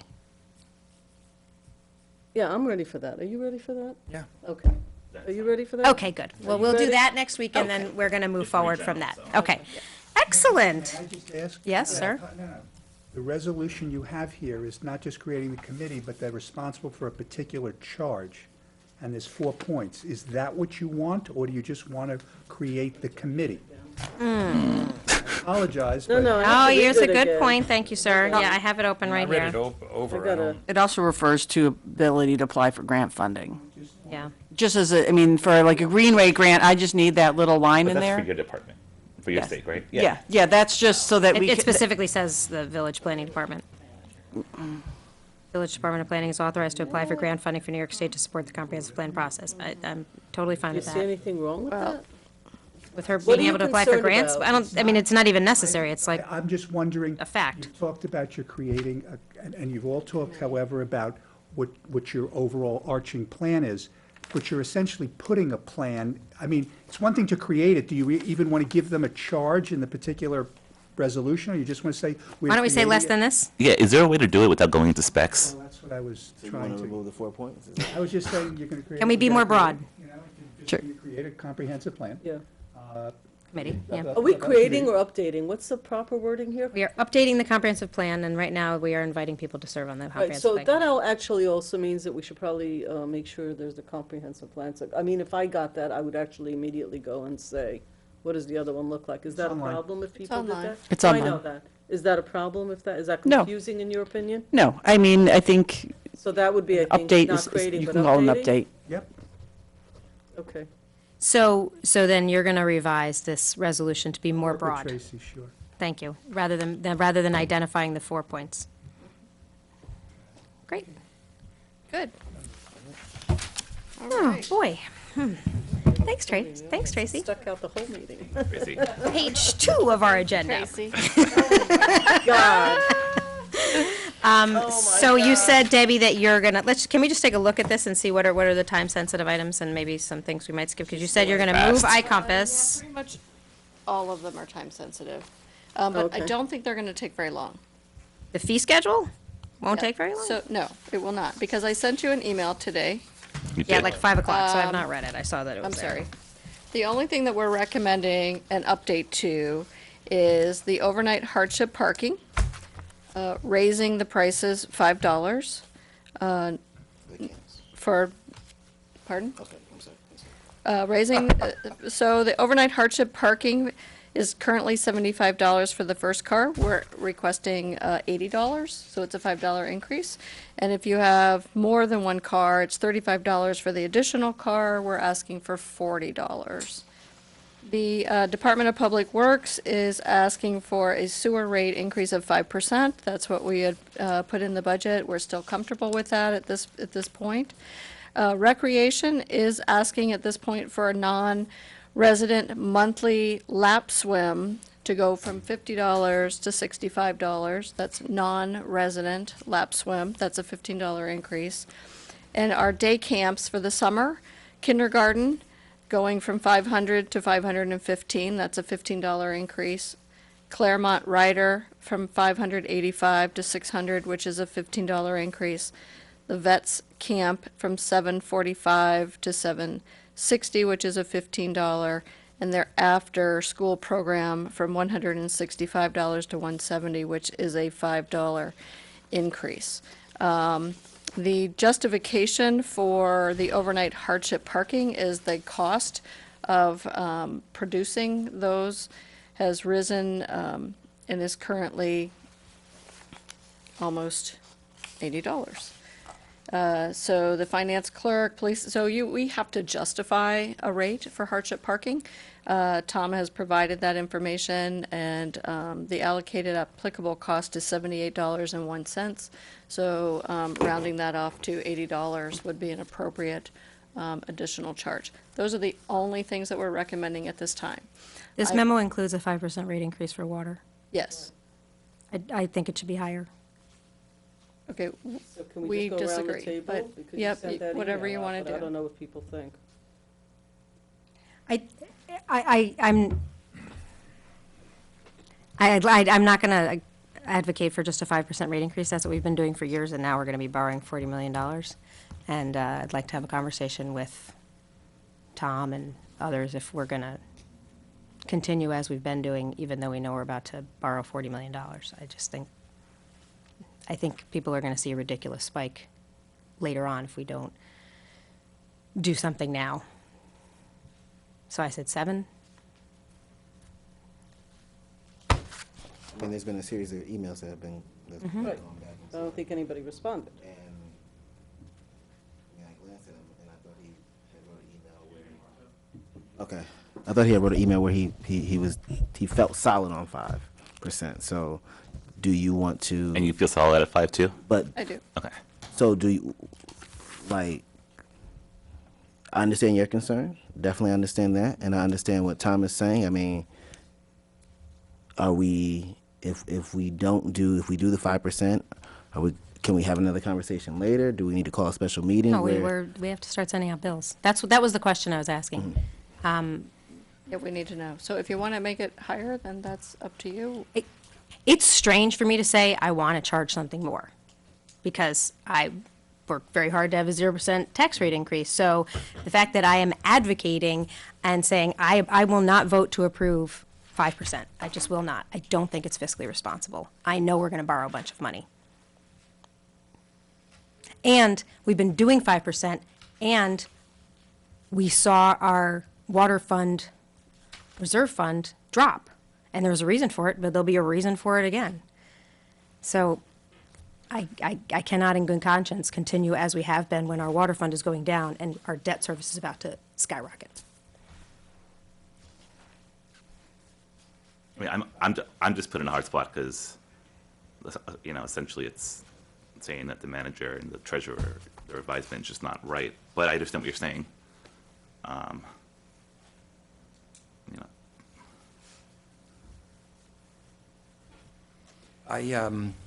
I read Tom's memo, and you know, the truth is the 6% increase, you know, if you go to 6 or 7, you're really not talking about any significant increases.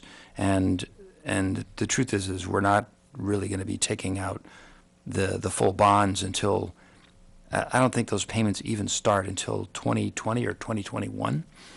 And there's also other issues in which we're expecting increased revenues because of water savings and because we're making improvements in our water system. We're going to save on New York City water. I mean, there are myriad. I mean, I read the memo, okay, and I get it, and I understand your concern about it. But you know, this is. I've trusted Tom to do his job for the 7 years that I've been here, and if he feels that it's not necessary, then I'm fine with it. And we're already going to bond the work that's going to be done for the One Water project anyway, for the, I guess, $1 million and change. And from my understanding is I mean, I think the only concern I have is about these devices that we're putting into the water tanks, because we really don't know what that's going to cost. We know what the engineering is going to cost, but the engineering study is going to come up with something else. Now maybe that's a reason to be more aggressive in gathering more water, but not because of the bond issue. You know, the whole situation with the water tanks and having to do that engineering study because we need to keep that water moving.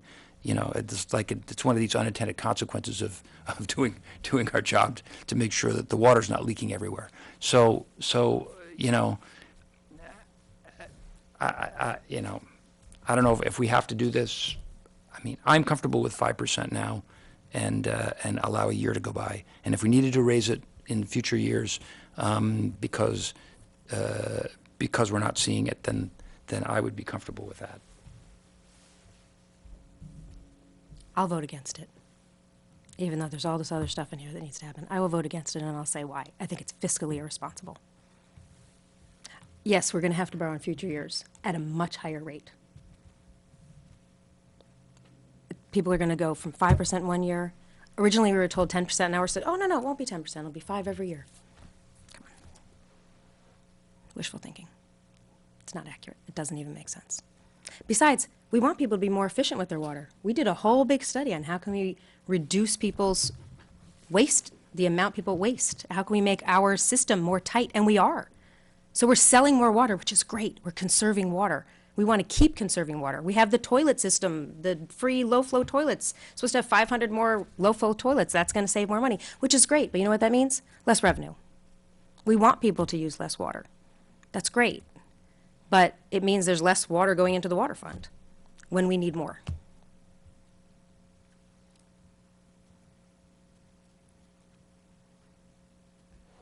So, I agree with John. I have like no empirical data. I can't make decisions when staff makes recommendations. I can't figure out a way to numerically justify any of this. Normally, I look for a compromise between two numbers. If it was between 5 and 7, I'd say, you know what, let's make it 6. But I can't really, you know, the finance guy basically gave us what he gave us. It's basically saying I disagree, and the point is I have nothing to look at to disagree with.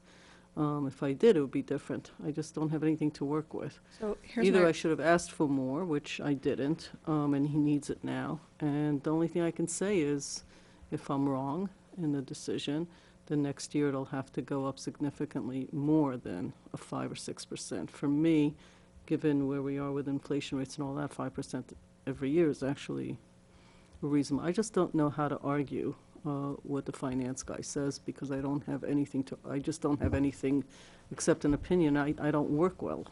For me, I just don't work well with that. And I looked at stuff, I can't figure it out. So maybe I should have asked better questions and understood things better, but this is what I understand. So I don't even know what you guys are doing, because I heard the conversation, but I didn't know what you were saying. John said, I'm going to stay with the 5. If I'm wrong, I will be wrong, and next year we're going to have to raise it not 6, not maybe 7, maybe 8, because I was wrong this year as one of the people that's making a decision on it. I think John has a different, did you say you're okay because you? Yeah, I mean, listen, I think. Fine, I'm saying I'm fine. I don't know what you guys actually said at the end of all of that. I mean, I'm it was fine with what the extensive. two, professionals said, just because I can't back up any of them. I mean, So- What you just said was actually pretty articulate, and very rarely I'm gonna say actually agree with everything you just said, because I can't really. Okay, so, I have a recommendation. okay, Because maybe you can I think help us. that this might be a solution for Okay. us. We can pull out the approval of the water rates for next week, if you're comfortable with the other things. And then we can come back to you with. well, I think, okay, I think 4 people agreed though. I'm just I know, making a but she doesn't suggestion. care that because 4 I people think agree. You said there- She's is there a trying to make this time-sensitive- the- You have to do the water rates in January because the January billing is really based on last year's usage, so it's going to be last year's rates, but February 1 is when the new rates go into effect. So that would give us some additional time. Tom's on vacation this week. We can put together the information and provide it to you so that, Mayor, you can feel more comfortable with additional information and the board as well. So I'm just trying to throw out If a it doesn't make a compromise. difference, What? it doesn't make it, you're saying it doesn't make a difference if we approve it now or if we approve it in January? The water Do rates. Next week. No, she's saying the So water the- rates won't the be overnight issued until hardship- February 1st. When do you need a decision? Just for the water rates. Just for the water rates Doesn't matter in till February January. 1st. But the other ones I need next Okay, week all right, so because that's fine. those go into effect January 1st. Okay. But the I mean, water rates don't go into effect until February 1st. Look, I appreciate the fact that it's I'm- regardless of the vote, you're hearing all of us and saying, okay, then we need to do a little bit more work on this, that's fine. So I appreciate I'm that, just it's not just throwing about, but please do make sure, because I could have sworn there really was a time of the essence for this, so let's not. Yeah, February get 1st. that wrong. It has to be in effect by February 1st. Is it 30 days? Yeah, There's no 30 I'm feeling days like somebody better get the date lag, right is on there? this. No, but I'd rather, I'd have to check with Dale and Tom to just know the exact. We gotta get the right date. We got Well, I know the right holidays, date is things are February 1st. closed. I Okay. know that. All right. It's just that if you pass a resolution adopting these, are they effective immediately or are they effective The fee goes into effect immediately. immediately? Okay, then it's February 1st. All right, so in January, we have to make a decision. Mm-hmm. Okay. Because all the January billing is billed on December's usage. You're not billed on the new year's rates until. So it's just, you're suggesting waiting a week so yourself and Tom can convince Mayor Garrity that you're right. I want to be able to Put it that provide way? accurate information on a long-term basis that shows what our thought process is for how much we're going to be borrowing and what that effect is going to be on the rates. It was a lot. It's okay. He did, but he just did it for a few years. I'd like to actually do it out Expand it. 10. Because I think that's more prudent. There may also be other factors to consider. Maybe we should invite the water superintendent to a work session to have a conversation. If we're going to have this conversation. All right, sure. All right, so you'll have the fee schedule without the water rates. Without the So is everybody okay with the rest of the fees? I think Yeah, you are just you okay asked with the us, rest which of I them? didn't know if anybody. I Okay. always feel like these are such tiny amounts, like I'd rather not raise them every year, but make it bigger, but I guess it's, this is what you guys want to do? I Is think do a this few is- dollars? That's Okay. what we've done in the past, and then it's That works daunting better? to, Well, you know, Bill raise also things by a said that quarter. the camp rates have not been raised in years. Years. That's why I think it's Yeah. very small raise. That's why he Right. doesn't want to suddenly like. Oh, I see. He believes like it's, he Now, wants to also bring keep it in a little bit mind, more. these are, Just a few of these the are, rates. these are also the village, these are the rates for village and unincorporated portions of the town. No, I In know. terms of the camp. No, because get the it, other right. ones, it's 120. It's more I money. know, I get that. Okay. All right, so everybody's good with everything else, Right. basically. Okay. And we're not recommending any other increases either for the building department at this time or the other areas of the recreation department that we discussed. Did we ever? Never mind. Never mind. Because I met on Monday with the recreation board, And they actually came up with a good idea to look at a resident fee and a non-resident fee. It's because, well, I mean, we can't distinguish nonprofit from profit, or we can't do that You got the definition. by law. Yeah. Stuart did the homework on that, so, I didn't get an email about that, so I don't know. I apologize. Yeah, I have yeah, so. some cases. Yeah, The answer is you can't, profits and nonprofits, you can't distinguish them in terms of charging fees. So you either charge nobody, or you have to have some fee, but you can't treat them differently in terms of fee schedules. And the law also says that we have to charge for using the facility. So they thought that what we should do is come up with a resident fee and a non-resident fee. And we thought that was a great idea, but we didn't have time to put it together. That's it later. It's Yeah, too late. Okay. exactly. Okay. Well, you should send out an email so it can be discussed, because I think the recommendation's been made, basically. Not the exact numbers, right, but the idea. Correct. The idea. Okay. Ready to move on? Okay. Stuart. E91. Thanks, folks. This is, we have a proposed agreement with Westchester County for their E911 system. The town's already approved theirs. This is simply, basically, they will provide all the equipment and all the, basically, they handle everything from that end. We run it through the police department. They use 44 municipalities. I believe the town passed their resolution on this, I think last week or the week before. So it would just be to authorize, a resolution to authorize the village manager to execute the agreement with Westchester County for the E911 system. And again, the county, it all is all going to work through the county's system. The county is going to basically funds the whole thing. We do have to have personnel at our location, which would be police headquarters, and other than, I think, ambulance dispatches, everything is run through police. So that's the nature of that agreement, and we just want to get that okayed and get that off to the county. Is that going to be a resolution next Yeah, week? Or? that'll be a resolution next week, John. Thank you. Thank you. Is this a change in our, No, it's just a, No. it's really It's a renewal contract. re-upping, right? Okay. Yeah. I think we're just re-agreeing, right? Okay. Correct. We already Just a had an renewal. agreement, right? Right. Yeah, okay. Continuation, yep. We need it. Yeah, next is Indian Brook Water Treatment. Okay, I'm going to put on my water hat for a moment, since Andy is not here. The Water Department, and Andy has discussed with me, they would like to utilize the services of a company called NIC Systems, which is already used at the water treatment plant to handle basically programming all the computers that they have there. The plan is to use them for the new water treatment facility and to get them involved from the design phase moving forward. And the work that they would be doing, just, so you folks would be, they would attend meetings, they would review the process systems, they would review the bid documents, assisting Hazen and Sawyer with regard to that, specifically as relates to the software. They would program the systems, they would configure it. They would basically be the computer people on this particular project. Initially, there'd been some thought that this could be run through Hazen and Sawyer. One of the concerns was that they're going to be doing the work pre-bid, because they're going to be doing work before we actually go out and bid the contract. Also, the anticipated cost for the NIC Systems work is $630,860.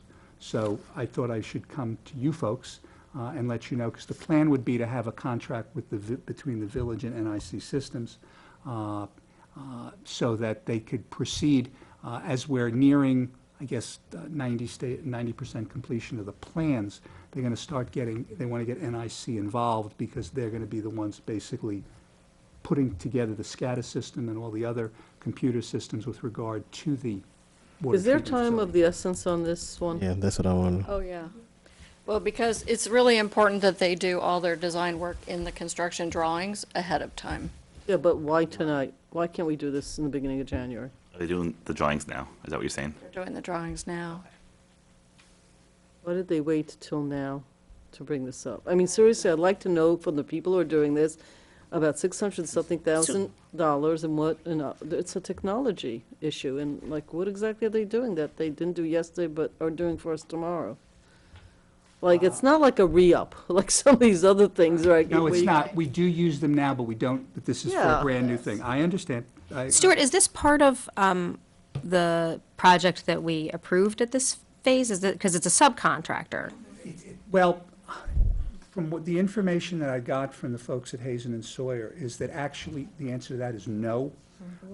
They would be new on this. This is NIC is someone who I know Andy has used before. They use now. He's also used them when he was in Mount Kisco. But they're not someone who was, I believe, initially anticipated as being involved in the job. So as I said, the first thought was that they would be, they would be a consultant or subcontractor of Hazen and Sawyer and paid through the bond. But the bond yet, we haven't even bonded the particular capital project yet. I was uncomfortable with doing it through Hazen and Sawyer because, again, some of the work is being done before the bidding is even done on the underlying contract. So the thought was to do it as a separate contract. It was presented to me as something that's time sensitive, but I'm not the water superintendent, though sometimes I act like one. I'm just, this is something that Andy and the folks at Hazen and Sawyer have indicated they need to get these folks involved quickly. The resolution to you folks would only be to authorize a contract because I don't have a contract prepared yet at all. All I have is basically their cost estimates. So, but if you want to have another discussion with Andy next week, I'm fine. I think, he'd be in a better position to answer for you specifically what goes on with these folks with NIC. I can only tell you, the information that I have from my discussions with Andy and with Hazen and Sawyer. Is Andy around next week? I know a lot of people are on vacation this time of year. Yeah, I mean, Andy should have prepared some sort of explanation or memo. I mean, not just, you're reading the contract, but. I'm reading and thank you for. I'm reading what was actually submitted by NIC. Okay. That's what I'm reading. But thank you for clarifying that it wasn't part of the initial project that was authorized, which means that it's a whole separate conversation, even though we understand it's needed, but, you understand why, we just can't, Well, and also given the size, $630,000, Well, I I thought it think, was yeah. important to obviously come to you. And no offense, I'm just not sure you can answer any of the technology questions. No, there's Why no, them? there's Why no not? offense taken. Oh, so, yeah, I'd only be reading you what they sent to me, so. okay. Okay. So if they're around, or somebody's around next Well, week, no? No good? I guess what I don't mean to interrupt. I just think that, Hazen and Sawyer needs to take a couple of weeks off so we can, talk about, waiting to engage these people. If you're going to spend $630,000, that's over and above what's already budgeted for the plant. It's no small amount of money. And I would expect them to come in and make a presentation or have, have Andy come in and explain what's going on. I'm not comfortable with this. I'm not comfortable with voting on a resolution next week for this. If I'm going to spend that kind of money, I want to understand what it is. Completely understood. And Hazen and Sawyer can just back off for a couple weeks until we make a real decision. They work for us. They're not going to squeeze our shoes, to wait for the design. If these people are that important, then Hazen and Sawyer should come in here and explain it to us. We're talking about millions of dollars of money here we're spending. And I agree that, listen, if this needs to be a separate company that does the design because it's technical and it needs to be embedded in the drawings, then we need to understand, we need to be better educated about it. All right. Agreed? I think we got an agreement on Yep. that. Okay, next is very brief. I will have for you next week the resolution to approve the agreement with the town with regard to police services. You've already agreed to the numbers. Okay. There's very little language change. There will be the section with regard to up to X number of hours that we'll be providing in terms of police officers in the court. But other than that, I'll have it for you. I'll have a draft for all of you to see, but I just want to let you know, Dana had signed off on the numbers, so we're working that through, so that'll be there. Next is release of a cash bond for Harbor Square. If you give me one moment as I go through all my papers here. The cash bond is in the amount of $16,635. The work is done with regard to that bond. Since the cash bond, we're actually holding it, so we need to the board needs a resolution authorizing the treasurer to effectively release those funds. What was that form? Sorry. This is on Harbor Square. It was for some of the infrastructure work that they did. This has been confirmed that the work is all completed. So it would just be a resolution to allow the release of those funds. Donate it back to the park or anything? They were not so interested, no. Next is from Tom. This would be his resolution relating to unpaid water and sewer rents to put on the tax roll. It's a resolution we come up with every year. Just so folks know, with accrued penalties, the list for this year is $472,435, which is a slight decrease from last year, which was where it was a little over $485,000. Tom has already prepared a resolution, which we would be prepared to present to the board next week to put those unpaid water and sewer charges on the property tax bill for those particular homeowners in the village. I don't know the number of homeowners, but it's as I said, it's $472,000 at this point. So, if that's okay with the board, I'll have that resolution for next week. Yes, please. Okay. Stop loss insurance. Right. So we need to enter into an agreement for stop loss insurance that is our catastrophic carrier for our health insurance. We met with UMR to go over the rates. We currently hold a $135,000 deductible for stop loss, which means if an employee incurs cost over that amount, then our stop loss kicks in. The rate that we paid in 2018 was $527,521.68. They have proposed in 19 an increase to $589,304.40, which is $61,782, and that should be a penny. 72-cent increase. We had an internal discussion about whether or not we should raise our stop loss deductible amount. The company gave us $175, $200, and $250 as options. We talked, Stuart, Tom, and Dale, and I. We had one case last year that went over the stop loss. So we're recommending that we increase the stop loss to $175,000 because we think the risk is minor.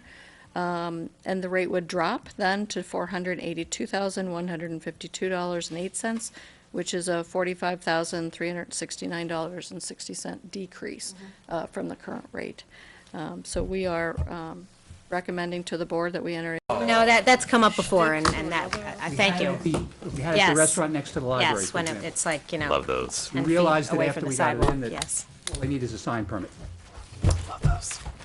All righty. So do we have a motion? Do we need executive session or? No, what I have, it can wait, so nothing critical. You'll wait till we're awake. Excellent. I'll wait till we're awake. Okay. Motion to adjourn. So moved. Second. All in favor? Aye. Aye. Thank you very much for joining us, if you're still tuned in. We will be at the Birdsall Fagan Police Court Facility next week, December 19th, and that is our last scheduled meeting of the year. So this meeting is adjourned.